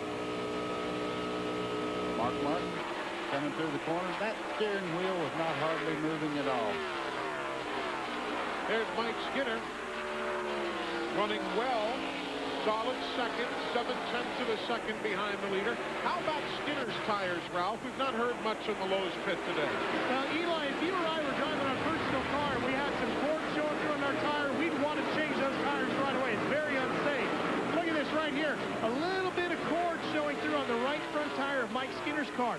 They're not too concerned about it, believe it or not, because this tire was only about 9 to 10 laps away from being changed anyway at the completion of a full tire run. They say that's okay. Much more than that, however, they would have been in real trouble, or if that much cord had showed up early in a tire run. Yeah, and it's supposed to improve as you get more rubber on the racetrack, but I would tell you this, when you're on cord like that, it's not like having rubber on the racetrack. It slides a little bit more and makes the problem even more. This is a new tire that they've got here. The basic construction of it is different in that it is now a continuous belt all the way around the area where the tire meets the wheel. And that gives the drivers a bit better feel. It's also a bit cooler running tire. But that part you were talking about, the cords, that's nylon. That's nasty. Yeah, you don't want to see that. No matter what, you don't want to see the cords. Street car or race car, either way. There's Dale Earnhardt running in the 4th spot right now. Earnhardt is 2 2/10 seconds behind our leader, Tony Stewart. Next on the racetrack, Matt Kenseth. There you see him. He's 2 7/10 seconds back. He's in 5th. Joe Nemechek running in 6th in the number 33 car. He's 2 9/10 seconds behind Tony Stewart. Mark Martin is in 7th, 2.9 behind as we ride with Mark Martin right now. He is in 7th position. Taking you further back, there's Ricky Rudd. He's running in 8th. He is 4.5 seconds behind our race leader, Tony Stewart, who took over the top spot most recently at lap number 107. Rusty Wallace is next on the leaderboard. There are a couple of cars in between, one being Kyle Petty and one being Mike Wallace in the 55. Rusty Wallace there in the number 2 machine running in the 9th spot. And you've got Wally Dallenbach right behind him. Wally is being shown in 22nd. He's a couple of laps back. There's Jeff Gordon He's running in 10th. He is 6.9 behind the leader. Steve Park is in the 11th spot, car number 1. P2 along with Gordon. Running 7 seconds back. There's Dale Jarrett, 7.9 seconds back. He is in 12th, also on the lead lap. Next on the leaderboard is Terry Labonte, who's running 13th, and there is Terry in the number 5 machine. Then Ken Schrader in the 36. He's in 23rd, a couple of laps back. The 22 is Ward Burton. He's running in 14th spot. He is on the lead lap. Ward is 9.1 seconds back of Tony Stewart. And you have the 97. That's Chad Little. Chad's in 24th spot. He's a lap down. Sterling Marlin in the 40 machine. Sterling is in 15th. He's on the lead lap. The 12th is Jeremy Mayfield. He's running in 16th spot. Now closer to the front. Good scramble going for second, as Bobby Labonte has turned up the heat on Mike Skinner.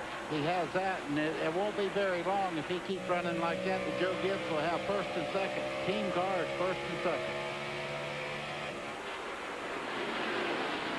Both those Gibbs cars are Pontiacs. The Pontiac next week in Michigan is going to get a little bit of a different bumper cover, hopefully to give it a little more downforce. The Pontiac teams have complained until now that they are not equal. They don't have as much downforce as either the Fords or the Chevys. They'll get a little more next week, but they look pretty good today, too. Yeah, that's optional starting next weekend. It becomes mandatory at the end of June. Though certainly most teams will jump right into it and see what it bears. Well, Eli, they had a wind tunnel test in Georgia at Marietta there, and they found that the Pontiac of all the makes was just a little bit off. So that's the reason they're even considering changing anything, because these types of racetracks, you have so much travel and so much downforce in the corners here that it doesn't show up at the flatter tracks. They really have a hard time if the car is not 100%. Bobby Labonte recorded his 6th top 5 finish of the season last weekend in Charlotte. Steve, I see you down there with Jimmy Maycar and the fellas. Yeah, and you guys were talking about how the 18 car, Bobby Labonte at the wheel, is making a move to the front. The leaders all pitted on about lap 147, and Tony Stewart's team said that after about 20 or 25 laps, they're even better. They think the only car that can run with them at this point is the 18, their teammate, Bobby Labonte. Jimmy Maycar's brother earlier today from New Jersey. The last holdout of the family has not moved down to Mooresville. He said, I got the family and own the business in this, but he was awfully proud of his brother as we talked this morning. Eli, one thing everybody out there is aware of, when anything happens like Jeremy Mayfield's tire, when it let go, the crew chiefs get on there and say, you better not abuse that right front tire. So everybody's aware of that too. But Tony Stewart's tires look great. There's the Haviland Formula 3 motor oil point recap. Add more life to your car as we check out how your favorites are doing among the high echelon of NASCAR Winston Cup point standings. High echelon, huh? Yep. Those two fellas right there, 1 7/10 seconds behind Tony Stewart. As we continue under green after a slow start to the event with 6 cautions. Fans are digging in now to the middle stages of the 400. There's the man off to a Sunday afternoon drive here in the beautiful Delaware countryside. Tony Stewart by 2 1/10. Having things very much his own way right now as he leads the MBNA Platinum 400. Took the lead at lap 107. We are now at lap 186. There's Kenny Irwin, having settled in now for the mid stages of the day. Kenny's being shown in 19th spot, a lap down to our race leader. Saw a little contact a short while ago with Kenny Irwin. Take a look at what happened. Oh boy, that's Jimmy Spencer too. That is like sticking a stick in a bear's cage there. I don't think he wants to do that many times. Everybody parted peaceably enough. There's that second place battle. Meanwhile, one car smokes. Michael Waltrip with problems going into turn 3. Smoke coming out of the wheel wells there. That's pretty bad. Coming in, Bobby. Look at the smoke inside the car even. I'd say he's pretty much done today. Best ever finish at Dover was 5th. Back in Let loose off 2, Bobby. 1990, 91. Look at that. No RPM. Stop it right here. Let us look, Michael. Yeah, he said it let go on turn 2 over there and quit running. We are under green. There's no caution. Steve? Yeah, we've heard Michael Walter talking to crew chief Bobby Kennedy, Eli. About 20 laps ago, he started complaining of a bad vibration, and they went to change the ignition box. As it went by, it sounded like it had lost a cylinder, but now they're starting to pack the tools up. It looks like it's done for the day for Michael Walter. Dave Market just made a hard left turn onto pit road and almost stacked up half the field behind him. The spotters were all screaming in the radios, watch it, watch it, watch it. I mean, he did that right in front of a whole bunch of people, obviously with tire trouble on his car. Let's go to Glenn. Yeah, you're exactly right, Dick. The left front tire is completely shredded. It is separated. They've changed the right side. They're coming around to the left side now. They're going to have to pry the car up because it's so low to get the jack under the thing. But the reason he did that is he had to. That left front tire is completely gone. Good piece of driving by Dave to get it in here and all the other guys to miss it. Watch what happens right there. Darrell Waltrip almost got in the back of him in the 66. Everybody did a great job, as Glenn said, though, not to get into him. Meanwhile, Tony Stewart, the leader, about to put Stacy Compton down a 3rd lap. Bobby Hamilton right in front of him in the 4 car, already several laps down now. He's had a pretty tough day of it. Only 19 cars are on the lead lap. Bobby Hamilton going down the 3rd lap. The 11 of Brett Bodine also about set to go a 3rd lap down. If you're just joining us, Rick Mast, Jerry Nadeau, Ed Berrier, and Michael Waltrip, along with Jeffrey Bodine, the drivers done for the day. The number of incidents, 6 caution flags contributing to that attrition list. Well, this is a bit of deja vu watching Tony Stewart dominate here in the month of June. He did the same thing last year in the same car, led 127 laps, but he got beaten on fuel mileage at the end by his teammate, Bobby Labonte. Tony Stewart continuing to run awfully well. One guy who is not having quite as strong of a run is Jeff Gordon. Just keeping an eye on him as Stewart just never varies from his line. Yeah, look at the rundown. Gordon's in 17th. You see it? There he is. He was in 10th 8 laps ago. So in the last 8 laps, he has lost 7 positions. Eli, you just have to be off just a little bit in your handling package. When you go in the corner, if it goes up the hill any at all, you really don't see that much wrong with the car. But he's not getting up out of the corner the way that car usually does. We're used to seeing that car dominate from halfway of a race to the finish.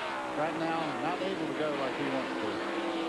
Now compare it to 1999, where at this point he'd already won 3 races, 3 poles. He had 6 top 5s. Interestingly enough, he was in the same point position that he was in at the beginning of today, 8th. And this year he's got 1 win and just 2 top 5s going into this race. And this has always been a good track, too, if you just want to talk Dover.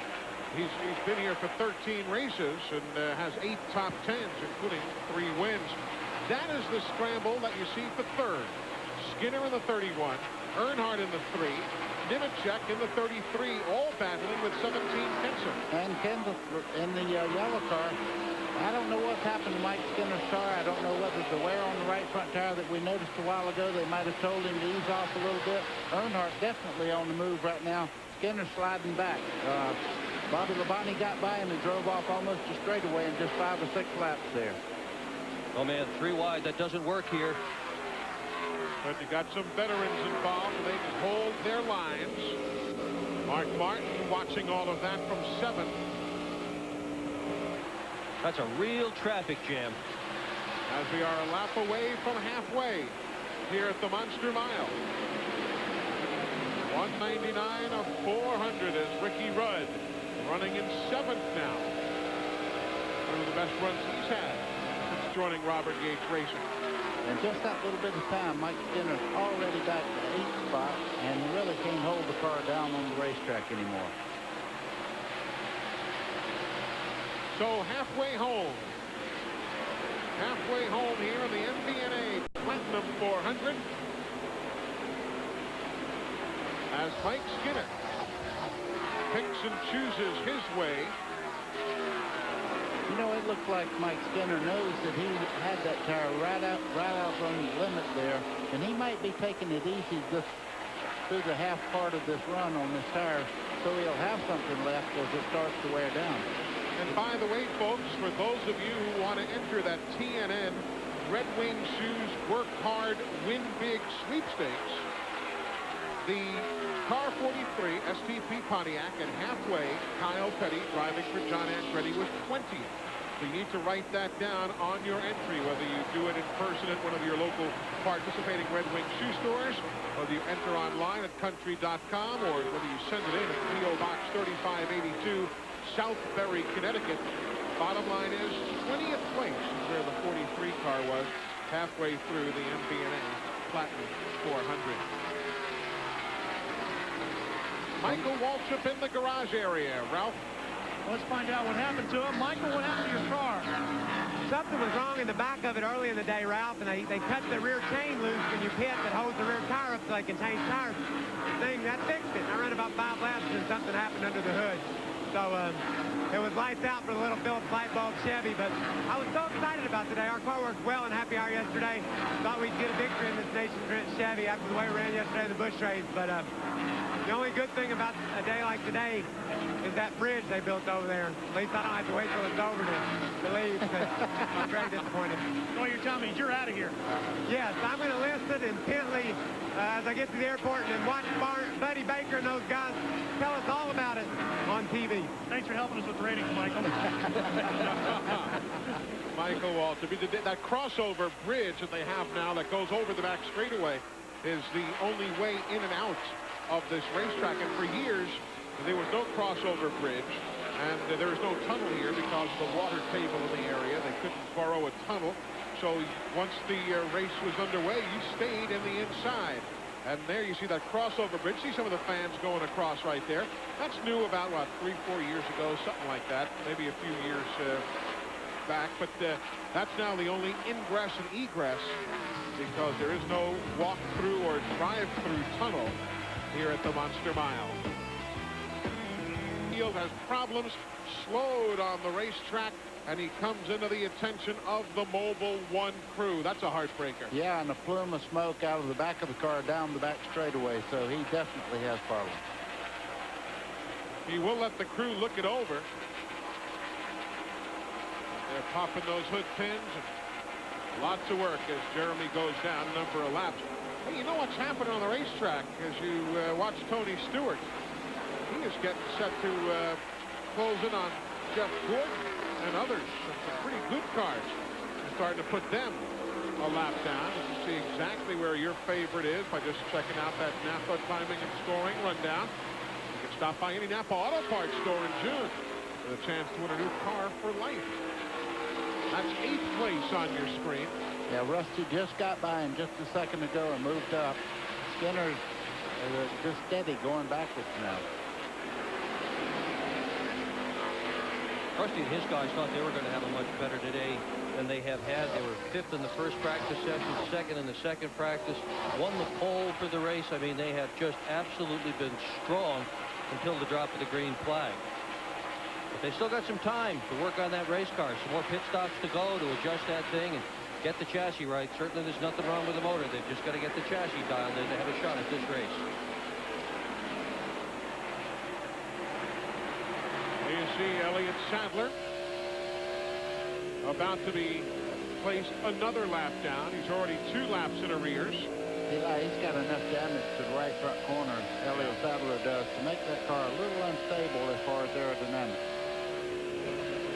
And Stewart is only about a second away from putting Jeff Gordon a lap down. There he puts yet another lap. You see Gordon just leaving your screen on the lower right.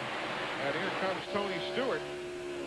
Boy, you can tell it will not turn. It's going way up the racetrack there. And the reason for that, there's a lot of damage on that right front corner of theirs. Pushed back and the air is picking the nose of the car up. And they just decided to push Jeremy Mayfield's car to the garage. There's 36 Schrader, the 8th Dale Earnhardt Jr. He's in 16th spot. Yes, and the bad news there, just behind them, Tony Stewart's making this. Everybody out there right now, they're pedaling as hard as they can, but he just turns left, right, passes them when he catches them. Remember the late Neil Bonnet got hooked up here at Dover like this a couple of times. Just started mowing everybody down. When you hit it, boy, you're tough. I remember Benny Parsons one time crashing his car, and it rolled the nose of the car up a little bit and put more downforce on the front of the car, and he just wore everybody out. Wasn't even in the show until he wrecked the car a little bit, and it really made it better aerodynamically. Hey, Glenn, was it engine failure for Jeremy? Yeah, it was something in the engine, Eli. When he came in, it was still running. They raised the hood, and when they did, Jeremy shut the engine off. He never refired it again. There was some oil we saw on the left side, the left bank of the engine, so definitely something internal. He should be done for the day. So that'll be his first DNF of the year. The first time Jeremy will not finish a race. Look at this here. Stewart's about to put both Earnhardt Jr. and the number 2 point man, Ward Burton, laps down. Yeah, but one thing I noticed just then, Tony Stewart was coming off the corner over there, and he got back in the throttle and wasn't able to make that run up out of the corner like he's been doing. I don't know whether the car may be getting a little bit loose or what, but he has to get a real good run from the center of the corner to make these passes anymore. He seems to be able to do that. He certainly is hanging at the bottom of the racetrack. Boy, I mean, that when he gets it lined up, it leaves there now. Jeff Gordon is going to be the next car to go down. Hard to believe, but there we are. Who'd ever thunk it? Scott Pruitt, they're going by right now. Jeff Gordon, he would love to see a caution right now, but certainly he wouldn't want anybody to have to crash to do it. But if there's a little bit of oil or something on the racetrack right now, he would love it. Gordon running in 15th. We'll have the pictures for you as Tony Stewart continues his march up front. That's exactly where you look out of the windshield to look into the corner. Yeah, they don't use squeegees to clean the windows anymore. They just tear away that screen, that film. You can see right there, I mean, that is aggravating to a driver because you look right through there getting ready to go in the corner. The good part, right down low, he has an opening there. So it's not bothering anything, but I'm sure it's aggravating. Of course, you know, he's used to racing on dirt where sometimes your goggles will fill right up or your face mask will fill right up and dust and all that sort of thing. And he's used to not being able to see perhaps as well as some of the other people who are out here. That's not too bad for Joe Gibbs, is it? Some teams making pit stops now, particularly after they get lapped. There's Ward Burton coming in at lap number 234. Once you get a lap down, no need staying out there. Come in, get fresh tires. Yep, and they put a round right in there. That's the track bar. They made an adjustment there on the track bar, the 22, trying to tighten that car up. These stops taking place under the green.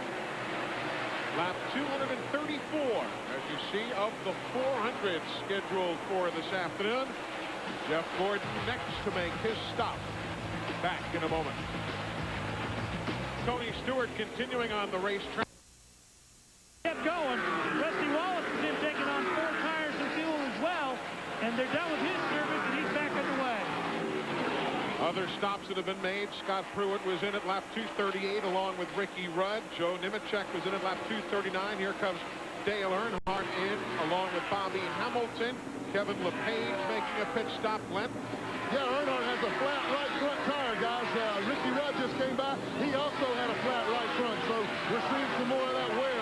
Well, right when they get to the end of things, that's what's happening. They can't run those tires for so long. 4 tires and fuel. We got them in 16.3. Took a little longer that time because of the flat right front. You see Dale Jarrett in. Lap number 243. Johnny Benson having made a pit stop. Here comes Stacy Compton in. Now here comes Tony Stewart. That'll hand the lead to Bobby Labonte. Bobby Labonte will take over the lead at lap number 244. Steve? Now remember, Eli, the last 2 times Tony Stewart has pitted, they haven't touched a thing on this race car except change tires. Looks like it's going to be the same exact thing this time.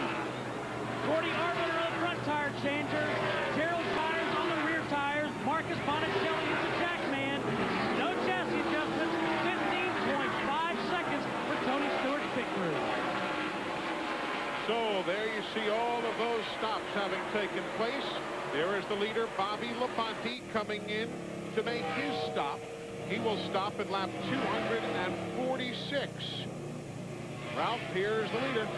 Well, Bobby Labonte's crew perched up on top of pit wall. Eli, they're not talking about making any chassis adjustments, just putting 4 tires on this car. The crew worked very hard this week at getting their pit stop better. Sometimes the races and the practicing that needs to be done is not even at the racetrack, but practicing stop, a pit crew stop. And they worked hard at it this week, and their stops have been in the 15-second range all day long. Let's see if they can crank out another one here. Getting ready to put the 4 tires on. They come around to the left side. No chassis adjustments being made. Bobby throws the water bottle back out. Little trouble with the left front and a 16 4-second stop. So even with a little trouble with that left front, still a pretty good stop. Mark Martin had taken over the race lead after the pit stop by Bobby Labonte. He'll now come into the attention of Jimmy Fennig and the crew. This is lap 247.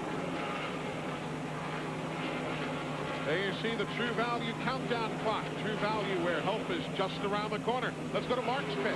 Well, Mark Martin's crew servicing his number 6 machine. Doesn't look like any CMC adjustments here either. Just 4 tires of fuel going on. Fuel is done, tires are done, and away he goes. 19 even for the 6. So things are cycling back around again, and Tony Stewart reassumes the lead once he gets back to the start-finish line. Others making their stops now. Kenny Schrader is in.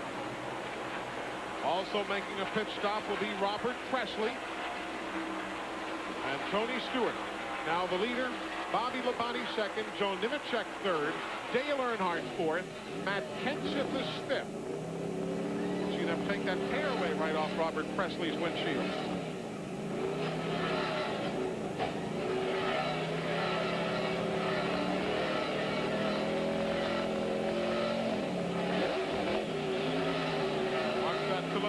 Show you as Robert zooms out of pit road within the speed limit. Speed limit's 35, remember. Okay, he's running along the second gear. Listen to it now.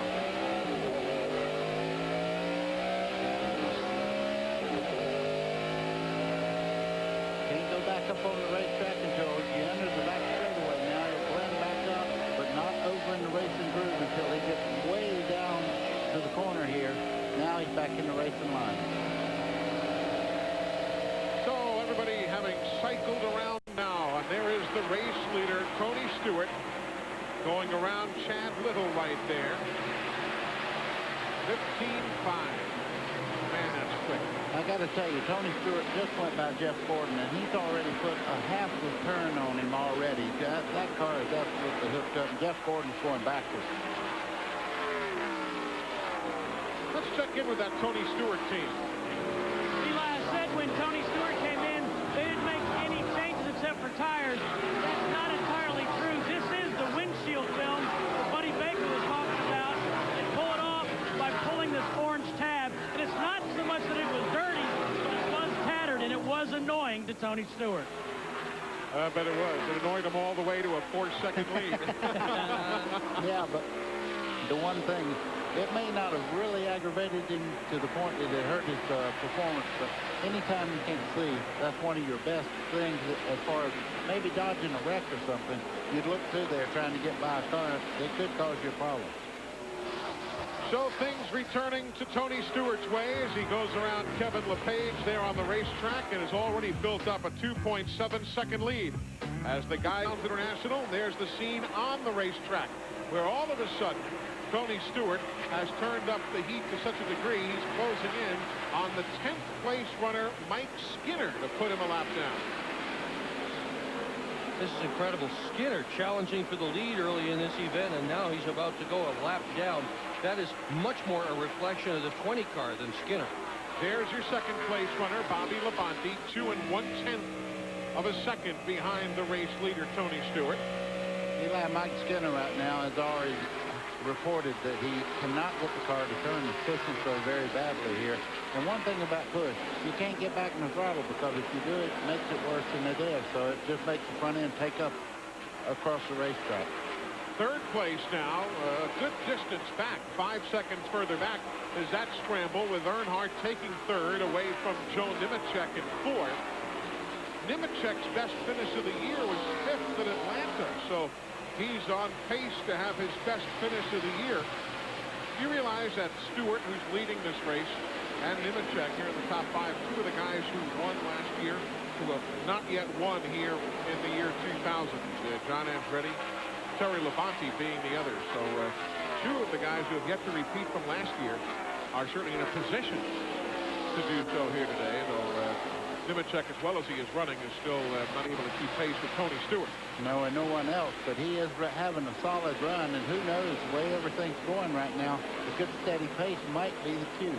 And let's also keep in mind that Nemechek's car owner is Andy Petrie, who has twice won here at Dover, once with Harry Gant, once with Dale Earnhardt, when Petrie was crew chief for those 2 drivers.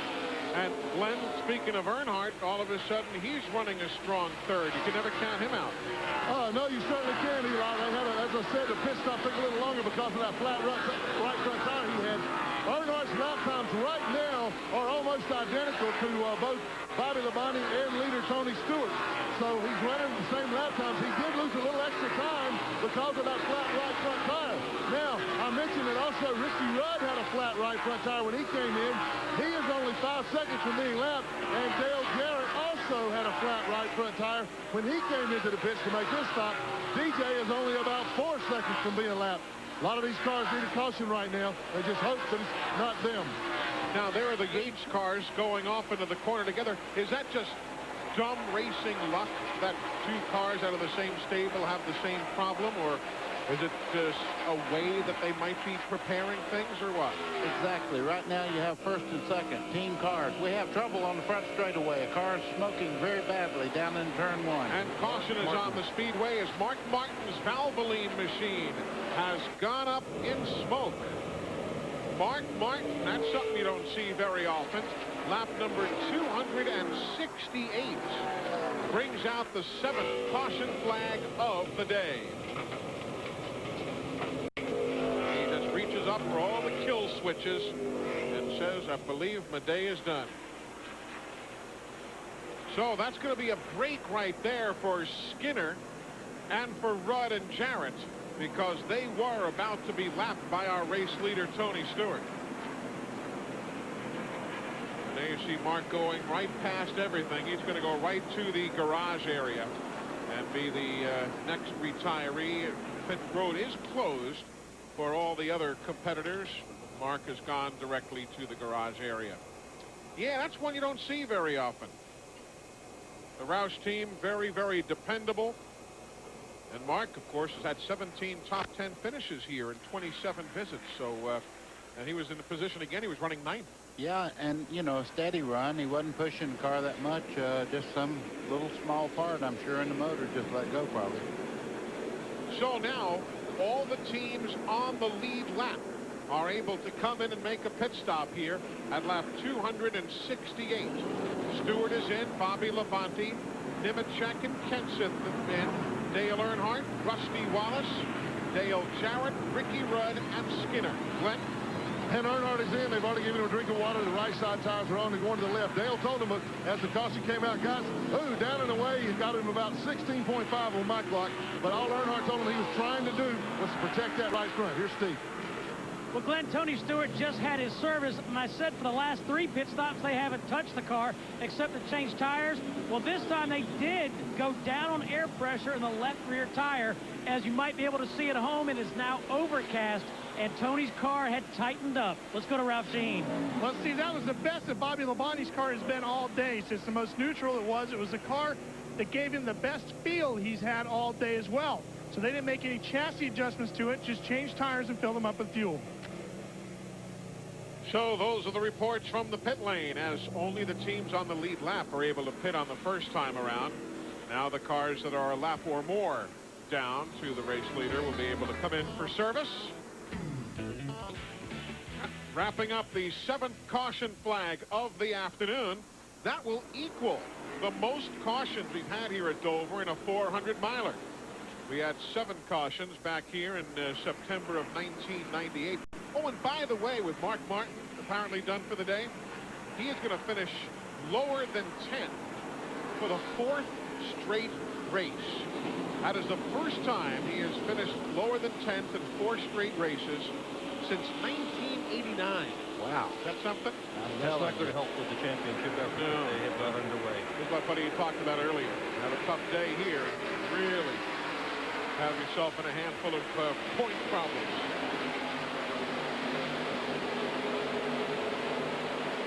Now let's see if Bobby Labonte can hang with Tony Stewart for a while, or maybe Dale Earnhardt. Dale Earnhardt definitely in 3rd spot right now. Matt Kenseth's in 4th there in the yellow car. These guys have turned it up a notch. Bill Elliott there is not on the lead lap. He's a lap down in 18th.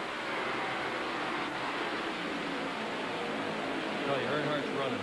Keep an eye on that black number 3. Now think about it though. How many times have we seen Earnhardt start 30th or worse and have great races? Doesn't matter where he starts, doesn't he, Ron? He's just always there at the end. I would bet that, though, he loosened that car up a little bit because he did have a problem with the tires earlier, but this shade that's come over the racetrack is going to help that condition. Also, they have more rubber on the racetrack, but I think he's going to watch that tire through another pit stop at least. Oh, Dale back here in 94. Let's look it up. Finished 2nd after starting 37th. Here in 97 in the September race, he started 33rd and finished 2nd. And even last year, remember, in September, started 37th and finished 8th. So it's not always indicative where you start. Although, we told you in the free race, the majority of the winners here started in the top 3. Certainly there is a statistical edge there, but Earnhardt doesn't bother with that. Pardon me, watching all these guys go here, Matt Kenseth for some reason has dropped back. He was up there contending. Now he's dropping back a little bit. He's falling in the clutches of some other cars that are moving up at the moment. Meanwhile, in the garage area, Ralph is caught up with Mark Martin. Ralph? Mark, obviously the engine let go. Did you have any idea it was coming? Only for about a half a lap. You know, we were real lucky at Charlotte. We had the same thing happen, and we finished 12th there. We made it to the end, and that was really a lucky stroke of luck, but it only lost power for about a half a lap, and then came apart there today. The last set of tires we were running real well on, making up good time on the leaders and all, but you know, we'd worked on our car throughout the day, and I feel like that by the time the end of the race came around, we were, you know, hopefully going to be able to be competitive, but that's how it goes, I guess. Oh, Mark Martin. Tough day for him as his day is done. Meanwhile, you've got Skinner, Rudd. They are battling for position 8 and 9. The 40 car, Sterling Marlin, not on the lead lap. I correct myself. Sterling is on the lead lap right now. Don't want to take him away out of that mix. Exactly. He's had a good run all day long. Been very consistent. Rusty Wallace right now. Dale Jarrett going by him. Mike Skinner, they've fixed that car a little bit. He's able to stay right on the bottom of the track at the moment, and he picked the pace back up to what he was running earlier in the race. 120 laps remaining here at Dover. It really has become heavily overcast after a brilliantly bright, sunshiny start to the day. See over those big grandstands, heavy cloud cover rolling in. Look back there and see it as well. It doesn't affect the chassis as much here as it does the black asphalt tracks. Buddy explained earlier in the broadcast that just has to do with black versus white. Put your hand on a black car, put your hand on a white car, big difference. Plus, this racetrack never seeps any oil, no matter how much sun gets on it, because there's no oil in it. Right, it's not a petroleum base like an asphalt racetrack is. It's cement. Cement. And it does not give. It does not give. This does not give. The blacktop does. The hotter it gets, the more sponge it feels in the handling of the car. There's Kenny Schrader running in 28th as you see Mike Skinner. Rusty, and around goes Rusty. Around goes Rusty in the corner. Caution on the speedway. Hit nothing. Oh, he and Mike Skinner got together on big time down the back straightaway there, but he didn't hit anything on the outside wall or anything. He's got flat tires, though. And Scott Pruitt is now spun as well. So Scott Pruitt spins also. And here come problems from Mike Bliss. Yeah, he's got a lot of problems with his car. It's all dinged up. You can see up there the roof flap is employed, so that means he's already been around backwards. All right, that's that air deflector flap. That allows the air that's caught up in the chamber of the car and the compartment itself to escape. And that helps keep the car on the ground. Oh, Rusty. He and Skinner tangled, and then Rusty went round and round and didn't make contact with the wall. We've seen that a few times this weekend. Left front tire is flat. See it right there. So a new record for cautions in a 400-mile race here at Dover. The 8th. You know, that might have been what I was looking at, is the left front was flat, and he might have been trying to get it back straight, and it looked like he made contact. Could have been.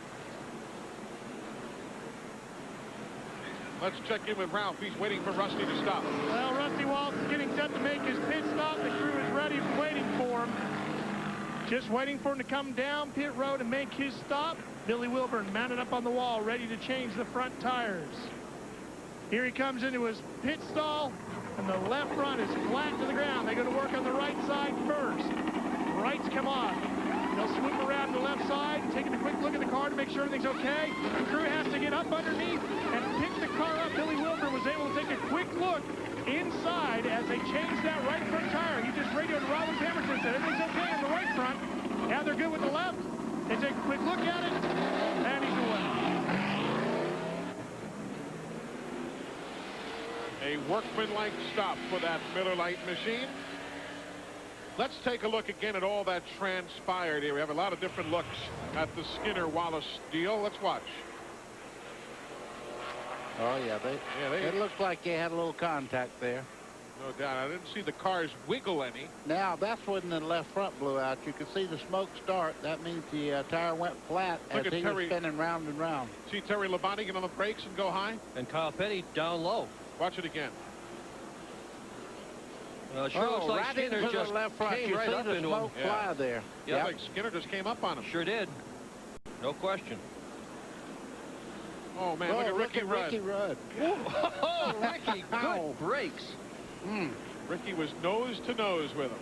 Eyeball to eyeball, and that's not any fun when you're driving. They made contact right there. Rudd hard on the brakes, and he's looking directly straight into the windshield of the two-car. That's incredible Rudd didn't hit him, because usually when a car is spinning around like that, it's scrubbing off a tremendous amount of speed. Rudd was just going straight forward. Still trying to see what happened to Scott Pruitt and Mike Bliss. Let's see if we can tell from this angle here. Well, there was the first contact, Skinner and Rusty. Look at Ricky, nose to nose with him. Now, that wouldn't have been a big hit if it had been another foot back, but they hit right in the left front tire and got it down. Now, let's see if we see the Tide machine and the Viagra car coming by here.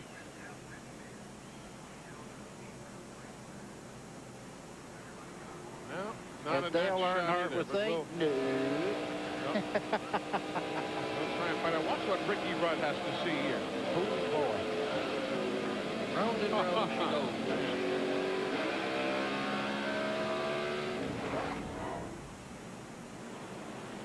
So working caution for the 8th time. Not a whole lot left to that good year. Having taken place over the course of the last moment or so, and all seem to be fairly routine among the leaders. Again, only lead lap cars came in the first time. Watch Stewart and Earnhardt doing a modified drag race off the pit lane at 35 miles an hour. Call it, Eli, side by side as they come for the line. Now, too close to call. Too close to call. You need the computer to tell you who's out in front. And the computer right now is showing Tony Stewart as the race leader here at Dover Downs. It's become an overcast afternoon, but it's sunny for Tony. And that they use for the horse races at Dover Downs International Speedway. That grandstand is on the NASCAR backstretch, but that is also the front stretch when they have the horse races that are occupying the internal dirt track that they have here at Dover. You see that they have changed the order of the cars on the racetrack. NASCAR did go to their video to confirm without the benefit of the naked eye. They used the video to see who did leave the pit lane first. We showed you our videotape head on a few seconds ago where Earnhardt and Tony Stewart at the pit road speed of 35 miles an hour went down the pit lane.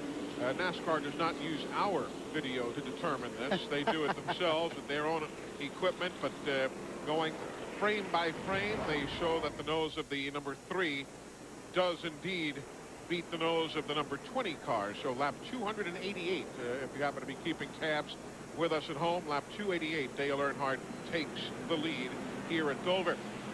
We're 291 laps in. We're getting close to the window of opportunity where they may not need to pit again. We'll talk about it next. Fives puts the green flag out at lap number 294. Dale Earnhardt is the race leader with Matt Kenseth, Joe Nemechek, Mike Skinner. You wonder what happened to Tony Stewart?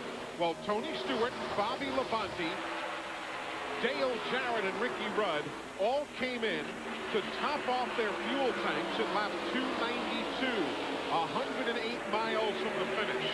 Looking back on some of our notes from previous races here, we have seen guys go 107 and 108 miles.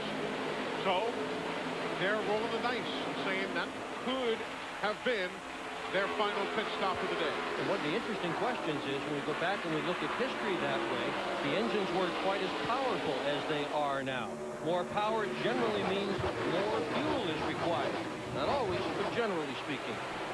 Now, Glenn Jarrett, our race leader, Dale Earnhardt, did not come in to top off. He came in at 287 and stayed out. Watch the strategy. Well, Eli, a great pit stop, put him out front. Richard Childress said that they could not, they weren't even close, and they had that flat right front tire earlier on. They would not push the tire to try to go that far on the gasoline, so therefore they weren't even going to try it. They will probably short to it.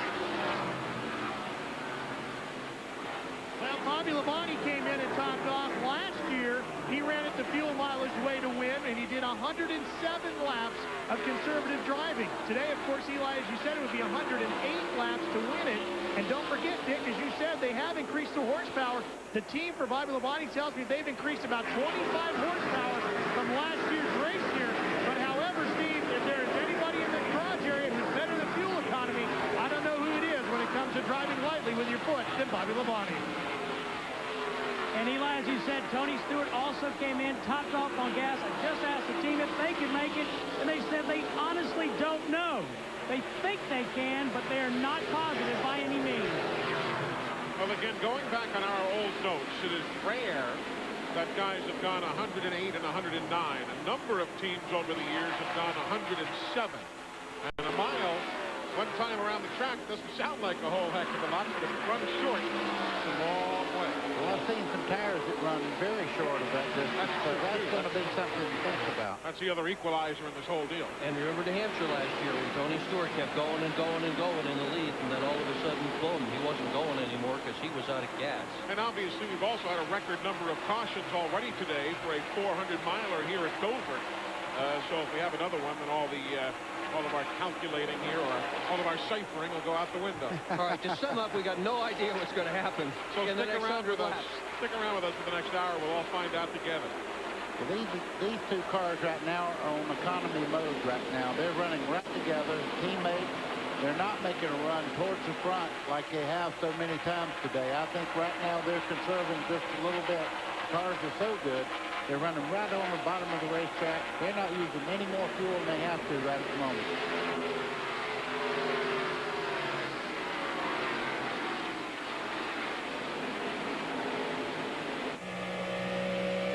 Boy, they handle well. Listen to Bobby Labonte get back in the throttle there. You could barely tell when he got back in the accelerator. It wasn't just down to the bottom. Listen now. Very smooth. Very smooth. And that's how you save fuel. Exactly. You jump in it, it opens butterflies up, and the fuel just pours down in the motor. No, it's interesting. At this racetrack, ordinarily by this point in a 400-mile event, we've seen people make a lot of time by running a middle groove, by running up high. Today, these two cars, especially the 20 of Tony Stewart, have managed to stay on the bottom, and they have kept that bottom lane the only groove to run in if you're going to be really, really fast.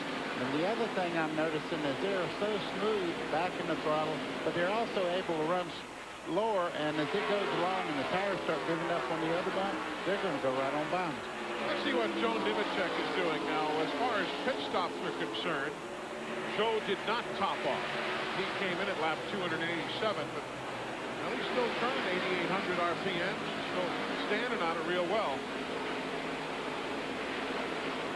Well, tires may well be the whole story on this deal. Yeah, they might have enough fuel, the tires can't go. Yep.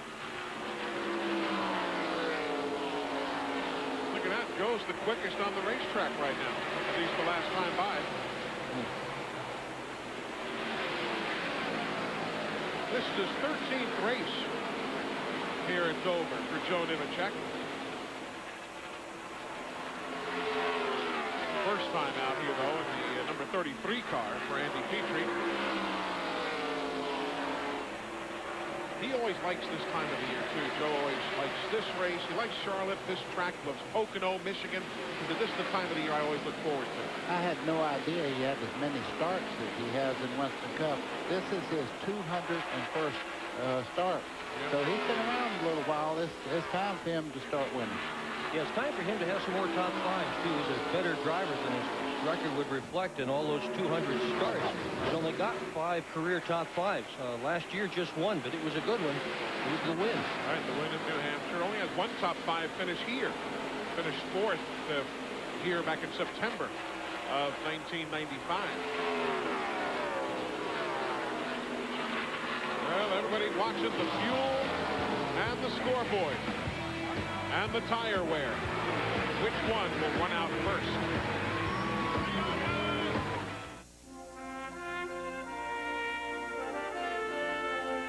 The family has always put in the forefront to protect the quality and the standards set by Adolphus Busch. A deep sense of pride that my grandfather taught me, that my father continues to teach me. I think he would be very happy that the generations of his family have practiced what he taught us. On Monday, it was an eternity away. By Thursday, you could almost taste it. The weekend, filled with possibilities and, oh yeah, projects. Nobody knows where you'd rather be more than True Value. We get you in and out fast with just what you need. Because the sooner you get done, the sooner you can get back to this thing called your life. True Value. Help is just around the corner. Whatever life throws your way, you gotta be ready.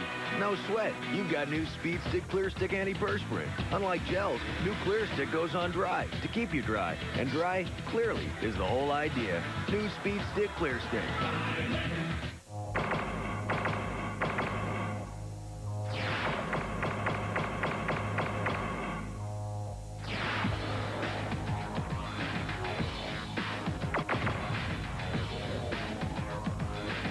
Celebrating by Team Monte Carlo. Now, the first thing you've got to do is jump up here and scream and yell, woo! Make sure your hat guy forms them first, so you don't end up looking like a dork. Now, when somebody hands you one of these babies, make sure you say thanks. Thank you. Oh, man, don't eat the check. Want to be like Jeff Gordon? Drive the all-new Chevy Monte Carlo. The cars more champions depend on. Chevy, we'll be there. CNN Sports live coverage of the MBNA Platinum 400 is being brought to you by Castrol Syntec, the active lubricant. And by Team Monte Carlo, the cars more champions depend on. Chevy, we'll be there.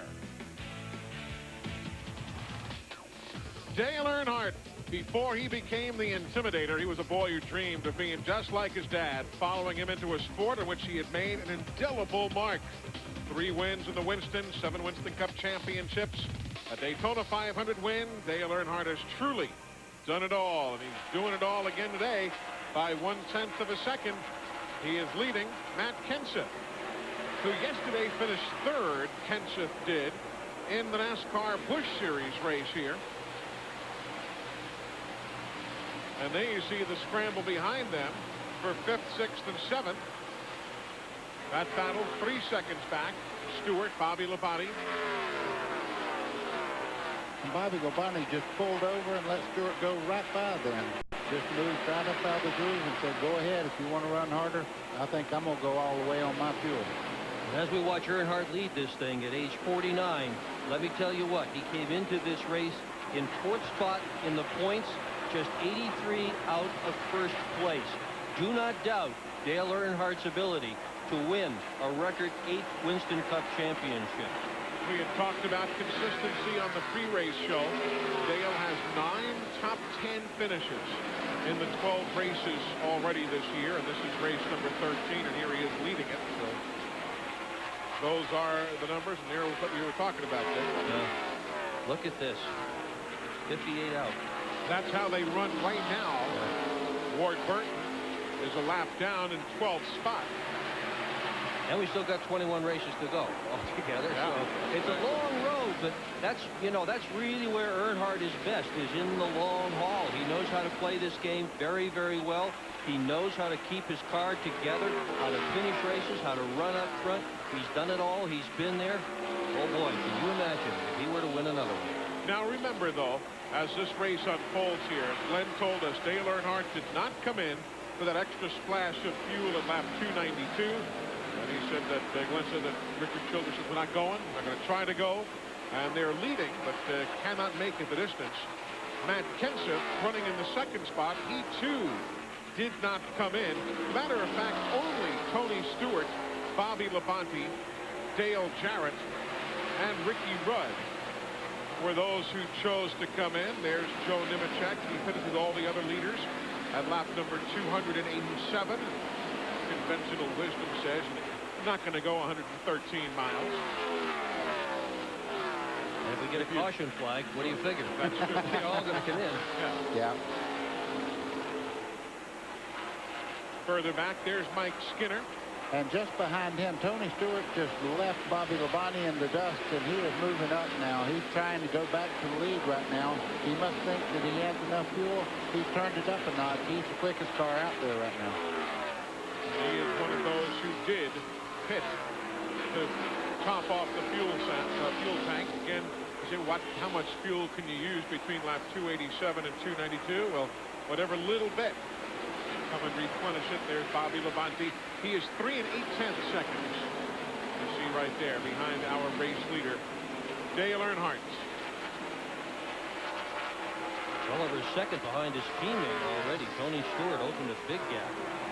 There's the spread right there. Earnhardt pulling away from that 2nd place battle. Nemechek is able to worry the 17 of Matt Kenseth, but until now he hasn't been able to do anything with him, but he got it done. Well, Kenseth's car just ran right straight up the racetrack there. He turned the wheel, but nothing happened. It went up the hill on him, not able to run the lower line right now. Nemechek's car, on the other hand, and we have a change there. Nemechek's car is doing anything he wants it to, and it better, because here comes Stewart. That'll be for 4th spot, and he gets it. So Tony Stewart grabs 4th spot away from Mike Skinner. On the clocks, there's still 2 seconds down to Dale Earnhardt.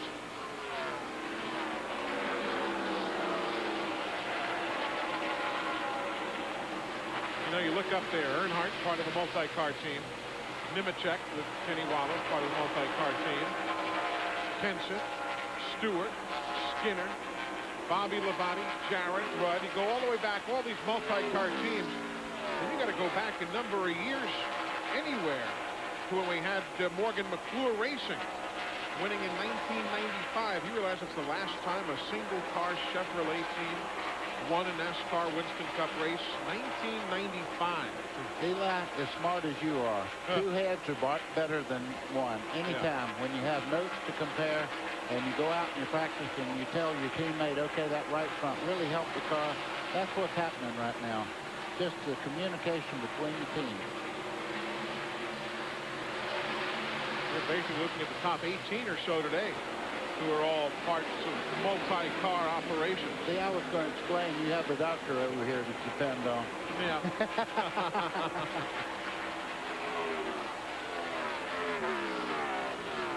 But that is a long time, 1995. Lap 327. Everybody just settling in and waiting. And that's really the right term right now. There you see Kyle Petty took over early for John Andretti. Kyle having a solid run in the 16th position. Sterling Marlin in the 40. He's a lap down. Saw him in the picture there. We're talking about people that come from behind to do well here at Dover. No one has come from further behind to win a race here at Dover than Kyle Petty. 37th to 1st. A hot, hot summer afternoon. That was when he and Barry Dotson were working together. Yep. Dale Earnhardt continues to lead. Some of those fans love it. Some not quite as enthusiastic. Back after this. As things change, so too they remain the same. The leader has changed, and we're back to where we were earlier. Tony Stewart just ate up the real estate. Folks, he was gaining 5 car lanes in the corners on Dale Earnhardt, just eating up the real estate. And Tony Stewart at lap 337 has taken over the top spot here at the Munster Mile. Remember that Tony did stop to top off the fuel cell. Let's take a look at it. He comes up on the back of Earnhardt. Earnhardt just pulls over. He says, I got to stop anyhow for fuel. No need in fighting you now. Now, is Tony conserving fuel, or what is he doing here? Well, I can tell you if that was David Pearson years back, he'd run just fast enough to aggravate you and stay in front of you, and he'd be taking care of that race car right now because he has the car to beat. All he has to do is mirror drive right now. Stewart's definitely the class of the field right now. Nobody else is able to keep up with him this afternoon at Dover. He's been fast virtually from the drop of the green flag, but he seems to go even better on long runs. He did radio back to the crew just before the last stop, and he was a little aggravated. He had to make another pit stop because he said the longer this thing goes, the better it goes. Well, we can see that, and I tell you, I don't think he's mirror driving. I think he's got his foot in the carburetor. And one thing about it, when you have a race car that's that good and a driver that works that well, sometimes you get a rhythm, and if you break it, you make mistakes. And it's better to just, whatever brought you to the dance, stick with it. You know, we got to give a tip of the hat to is that guy right there. We've not talked about Johnny Benson much today. We better start because he started in 34th. And look, he's all the way up to 10th spot right now.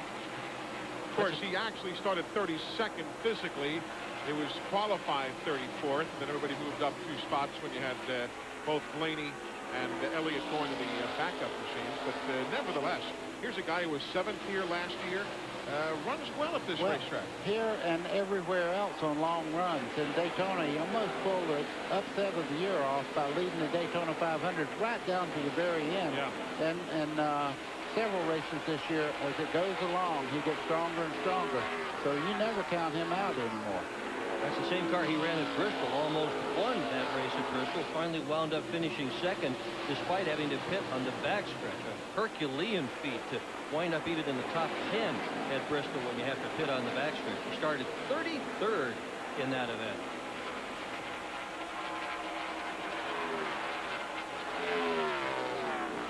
So while Johnny Benson runs in 10th, Tony Stewart continues his march through the field, putting Robert Presley and Kenny Irwin. And there's his best friend just in front of him, Kenny Irwin Jr. They've had a few contests over the years. Last year ended up with throwing heat shields at each other. Yeah, they don't like each other at all. Which is good.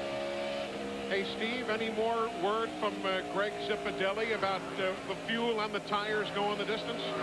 Eli, I just spoke to Scott Deal, who works here in the crew, and I said, are you okay on gas? And he shook his head, no. So this race is not over. He said somewhere inside 10 to go, we're going to have to stop. Wow.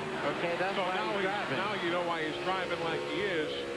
Build up as much of a lead as possible, so you'll have that kind of pad to work with when you come down. Now, are we to assume then that because he has to stop, so too will Labonte and Jarrett and Ricky Rudd?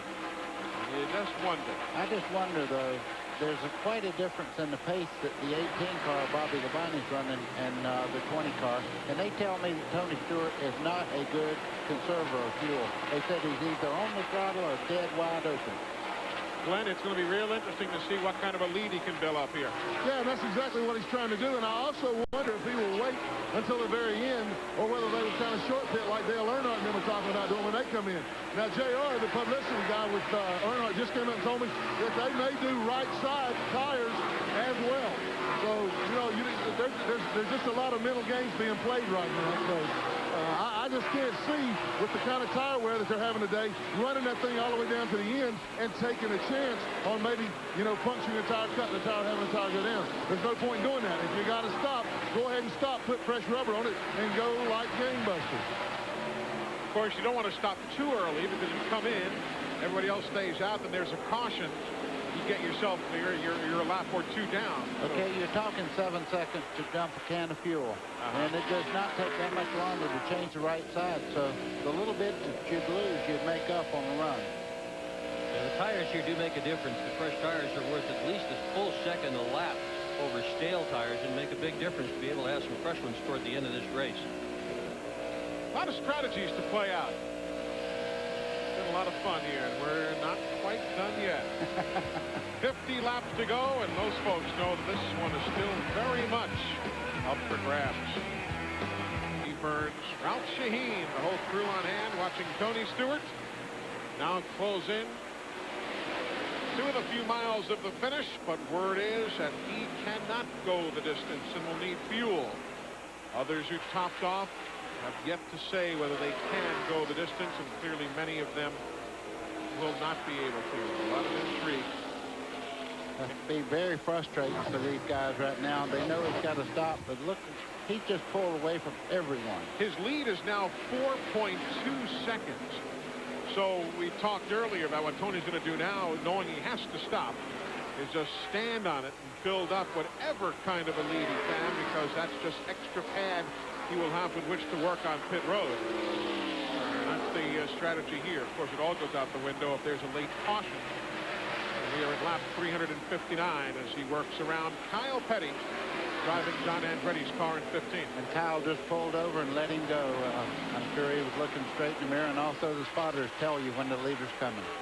Now, from the leader, Stewart, 4.2 seconds back is that man, Dale Earnhardt, who has to stop too. So and so does Joe Nemechek behind him. Nemechek also did not come in and take fuel in that last round. Nor did Matt Kenseth. That takes care of the first four. They're all coming in. Look at the speeds at the line there. Yeah, Tony Stewart quick by a full mile an hour. Look at that. But you know, the definition of anxiety is concern about uncertainty, and that's got to be what Tony Stewart's going through, because he just doesn't know how long those tires are going to go. He's really counting on pushing them further than maybe they should be pushed. And he certainly had the uncomfortable feeling of being in the lead, and all of a sudden that engine just quits because it runs out of gas. And he's got to feel a good bit of anxiety right now. You're exactly right. When you get in that position, you have one out on the racetrack and one on the fuel gauge. Here comes Dave Blaney. He will come in for a splash of fuel and right side tires at lap 362. Run a nice clean race all afternoon after crashing 2 cars in practice. Just 2 tires for Blaney. Finished 8th here yesterday in the NASCAR Busch Series race. Dave Blaney did. The lead is up to 5.3. He's gone from 4.1 seconds to 5.3 seconds. Eli, they call him Tony the Tiger, and you know why now. Because he lets it all hang out. When he gets out front, same way in the open wheel cars. And on the radio just now, Tony Stewart said, tell me, guys, what is it? What are we going to do? And the crew just said, we're going to have to stop for a splash and go. That is their strategy at the moment. They didn't say when. I bet. What do you guys think? If you were crew chief and now, do you come in soon and short it, or do you wait for that final 10 laps? Eli, I'd hold off for a while because a caution could come out. If you make that stop and get behind and caution comes out, you're in trouble. There's so many things that you have to think about. That's why crew chiefs make the money they make. They have to make those decisions. Certainly not the driver. You can tell I don't know. You know what else we got to consider here? Just talk about all the variables. Bill Sloboda, who handles stats here behind us, just point out that our longest run of green flag racing today was 90 laps. So we have seen some tire wear. And, you know, how much farther do you want to push it? So a lot of things to consider. Let's get an update on Bobby Labonte. Well, Eli, when you're the head engine builder for Joe Gibbs Racing and you have one car leading you know is going to run out of fuel and one car that's running in fifth that you're not sure what it's going to do, you get very nervous, like Mark Cronquist right here. What's he been doing? He's been walking back and forth from the two pits, back to the hauler, cleaning the rig. We asked him earlier, Mark, where you been? He says, I went back to the rig to throw up. I can bet on that one. He is from the state of Alaska, Mark Cronquist is. Cool. Oh. Maybe enough. That was good. Took me a second to think of that. Tony Stewart leading, but pit stops are yet to come. Here's what Dick heard before, just a splash and go. Yeah, he's within about 2 seconds right now of being able to take on those tires and still maintain the lead if everybody stops on the green flag. Tony Stewart, 26 laps to go. We're getting close. Now, one guy we've not talked about, actually two fellows we've not talked about, are Dale Jarrett and Ricky Rudd. Jarrett is running in 7th. Rudd is running in 9th. There's Dale. Glenn, we have not talked about the Yates team. Can they potentially go the distance? Eli, I don't think so. Both those race cars have been reporting tight, both 88 and 28. And when a race car is tight, it uses more fuel and also wears the tires more. So I just think that they were just doing it just to see if maybe they, you know, if they ran longer caution periods before they went back to green a while ago, they might be able to do it. I don't think they can do it. Here comes Earnhardt right now. They are going to change right side tires as well as put fuel in it. So they'll put enough fuel in it just in time enough to change those right side tires. He is down and away. I got him in just a little over 7 seconds. That's a great stop. Now, Steve Park, you see him just ahead of Dale. Also, Wally Dallenbach has been in. Johnny Benson was in. They came in at 376. Dale's in at 377. Mike Skinner just missed the opening to the pits there, slid right on by it, so he's got to go back around. He wanted to come in on that lap. Have been running in 5th spot. Mike Skinner just plain missed going in. Larry McReynolds, our broadcasting buddy from yesterday. Nemechek's in. A little upset there. Here comes Nemechek. And This will be Skinner. lap 378, and Skinner does make the clean entrance to the pit lane. This is 22 laps from the finish. Stewart is now the leader over Matt Kenseth. And, of course, the lead is a huge one of 11.6 seconds. Let's go to Ralph. Now Mike Skinner is in. Larry McReynolds not happy at all with the fact that Mike Skinner missed the call from pit lane last time by. They fuel him up and he is away. Other teams making their stops as Skinner comes back up to speed. If you're a Kenny Wallace fan, he is just pulled off the banking. Meanwhile, Kevin LePage comes in. Sterling Marlin comes in while you folks continue to watch. Oh, and Gordon's in the wall. Jeff Gordon just bounced off the wall in turn number 4. And look at the damage to the right front of the DuPont machine. Boy, if the caution comes out now. And all he needs to do is spread enough to debris, and he will get a caution. Caution is on the speedway as Jeff Gordon is putting down all sorts of debris from behind the DuPont Chevrolet. Caution 19 miles from the finish. Rusty Wallace had been coming down pit road, saw the caution, went right through the pits and right back out again. Eli Gordon was being lapped then by Tony Stewart, moved up, and I think he got in the loose stuff, and the car took off and went right straight up into the wall. They did not make any contact. Let's make that clear. It looked like Jeff was actually giving him a little room. That's what I think happened. Jeff went high to give Stewart all the racing room he needed, and then it just kind of got away from Jeff Gordon, and he slapped the wall. Watch it again up there between turns 3 and 4. There goes Gordon. I think he had a tire go down. You know, I'd have to see earlier shots of that because he went straight up. It didn't look like he was just in loose stuff to me. Okay, right there, you can see down in the corner. They both start turning in. No touching. No, he just goes right up. Yeah. Something happened there. Yeah. Something happened, whether a tire went down or something went wrong, But you can see the trailing dust just behind him there. It's also a lot of debris on the high side. Here comes Stewart. Stewart's in, and so is Jeff Gordon. Glenn? Yep, here comes Tony Stewart. And guys, you're talking about Gordon there with possible right front tire going flat. That's the problem we've seen all day. The 10 car, Johnny Benson, had just pitted a couple laps before that with a flat right front. Right now, Matt Kenseth is coming in, the 17. This will be the 2 tire. They make a chassis adjustment on the car. And let's go down. It's 2 tires. They're going to do 4 on Kenseth. Let's go to Steve Burns. Well, Glenn, they're going to change 4 tires on Tony Stewart's car and fill it with some gasoline and no other changes. When Jeff Gordon hit the wall, this entire crew cheered, not because Gordon hit the wall, but because they could get some gas. Ralph? Well, Bobby Labonte's taking 4 tires and fuel. Crew has already completed the right side of the car. They will fill it up in 15.657 seconds. Another good stop for the Joe Gibbs 18 crew.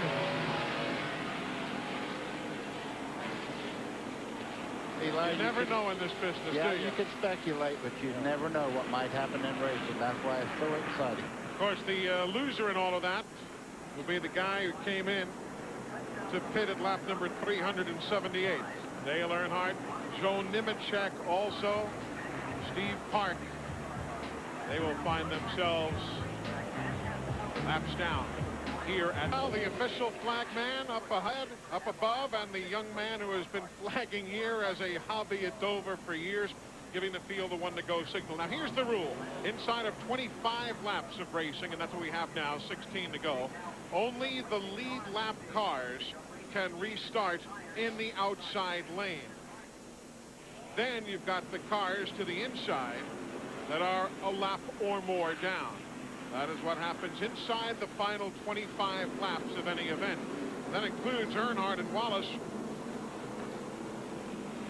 who came in again. Now, they can fall in behind the race leaders and are doing so, being 1 lap down. But only the lead lap machines can start up front on the outside lane of traffic. Boy, I'm looking Jarrett and Rudd now, 4th and 5th at the restart here. It's going to be muscle time now. No reason to hold back. Green flag is out.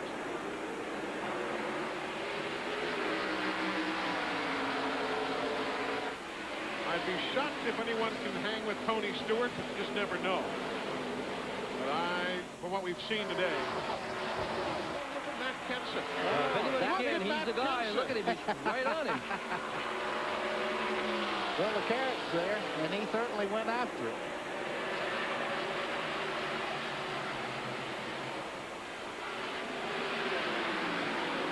Well, that's youth. Leading the field. Remember how well Matt did when he stepped in here and took over for Bill Elliott.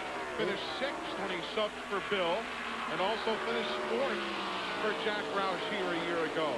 He's one of the guys who's taken to the place. Eli Bobby Labonte is now in 3rd, and he is just coming like a freight train in that green car right there, too. That was Robbie Reiser, you saw, calling the shots for Matt Kenseth.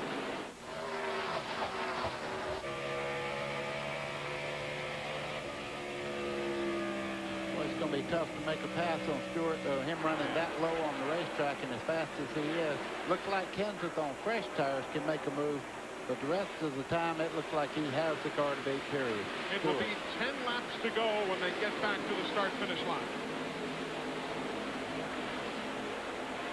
That's 16th place on back in that pack of machines. The positions many of those people are running in do not reflect how well they have run today. That caution flag when the 24 car, Jeff Gordon, hit the wall just plain. Sterling! Big crash. Caution on the speedway.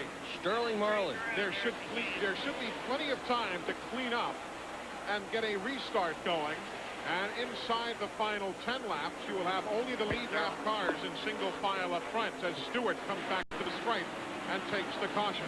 And also, you can see Sterling Marlin trying to make the car. As a matter of fact, he's off the racetrack now. He got out of the way. So it should be a fairly brief caution period. I'm surprised Sterling Marlin was able to drive that thing. He whacked the wall a good one. So Sterling Marlin goes to the garage. Robbie Reiser says, all right, we got another chance. It's the unscheduled with just 8 laps now remaining. See Jeff Gordon's team still repairing the DuPont Chevy. Eli, they changed all 4 tires. He must have had some kind of equalized tire or something and couldn't tell which one it was. But you know, there's only 5 cars on the lead lap. Yeah. So he's really not losing anything firing 4 at the car right now. Good point. Let's go to Glenn. Guys, from where I was looking on the racetrack, or looking at him on the racetrack, the car appeared to be very, very tight. And a couple of times, Ricky Rudd, his teammate, had gotten under him and looked like was going to take that 4th position from him. I think they felt like that, you know, once those tires cooled off, it was going to get even tighter, and their only option was to try to change tires. Field will get the 1-to-go signal when they come back at lap 393. We'll go green at 394. See what happened with old Sterling there. Okay, that's Sterling Marlin right there. Wonder if Kyle might have nudged him a little bit there. Kyle Petty driving the 43. Close quarters racing. If there was any contact, let's see again. Yeah, probably was. Boy, that really hurts when you're that close to the end of the race. Looked like there might have been a little contact there between the two. Yeah, Kyle wiggled too. So Sterling goes to the garage, joining Rick Mast and Ed Berrier, Jerry Nadeau, Jeffrey Bodine, Michael Waltrip, Jeremy Mayfield, Mark Martin, Scott Pruitt's in the garage, so is Mike Bliss, and now the Coors team. Old Sterling's had a tough time there. Oh, not had a good year at all. No, not been a good season. Just had such a great time when he was driving the 4 car and won quite a few races. Right there, they were very close, and it was just a nudge, but just enough to send him away. If you're just tuning in, the pit stop saga has been the story here in the final 108 miles.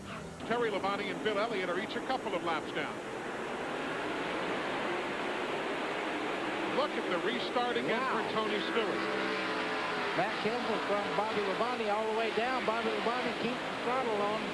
They're side by side as they come off. Kenseth gets a little bit better run on turn 2. It'll be 5 laps to go when they get back to the straight. Look at the lead Tony Stewart has already.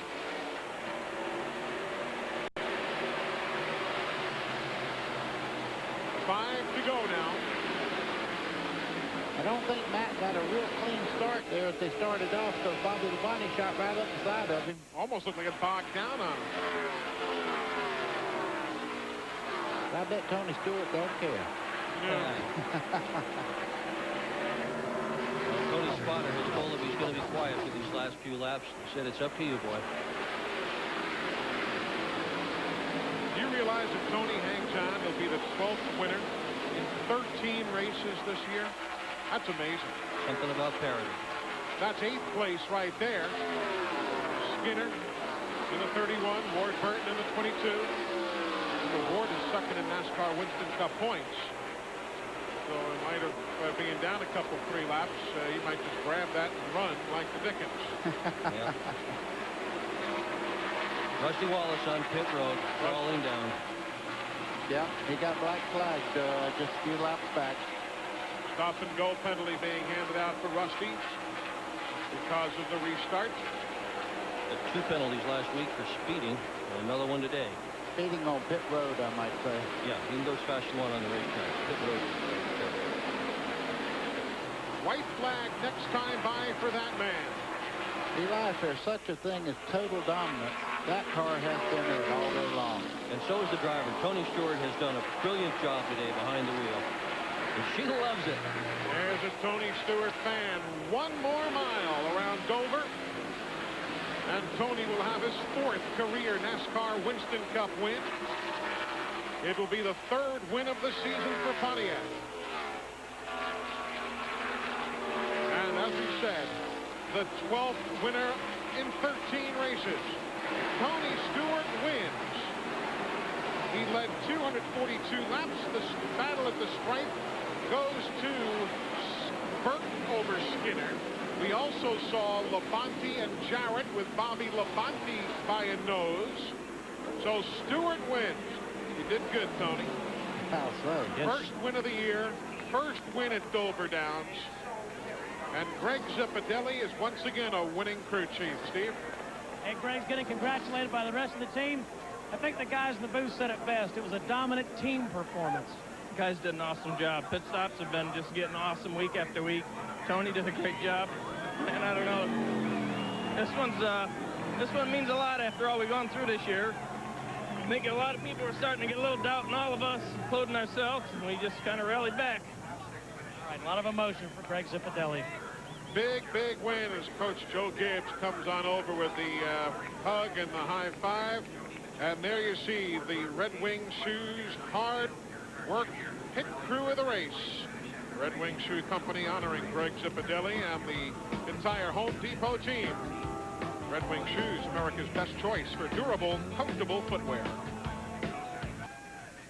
Tony Stewart has just now made it to Victory Lane. Let us go down there and enjoy the celebration with him. Glenn? There's going to be a big celebration when he climbs out of this thing, guys. These, like Greg Zippadelli said, they've been through a little bit of a rough time this year. Tony's first win, and they're getting the Gatorade bath. Oh, wow, he bumped somebody in the head with that can of Gatorade. And now we're getting the Gatorade bath. All right, before he gets another bottle of Gatorade, I'm going to grab him and jerk him down here. Tony, we nicknamed you Tony the Tiger on the telecast today. You got hold of that racetrack, never would let go. That race car was awesome. It's this guy right here. I mean, that thing drove good all day long, and we never touched a jack screw. All we did was air pressure all day. It was just like the car at Richmond. I mean, it was unbelievable today. Just was really scared of these last couple restarts, not knowing whether we had enough fuel, and just wondering if we could hold Matt off. Matt was real strong on the restarts. We just hoping we could hold him off.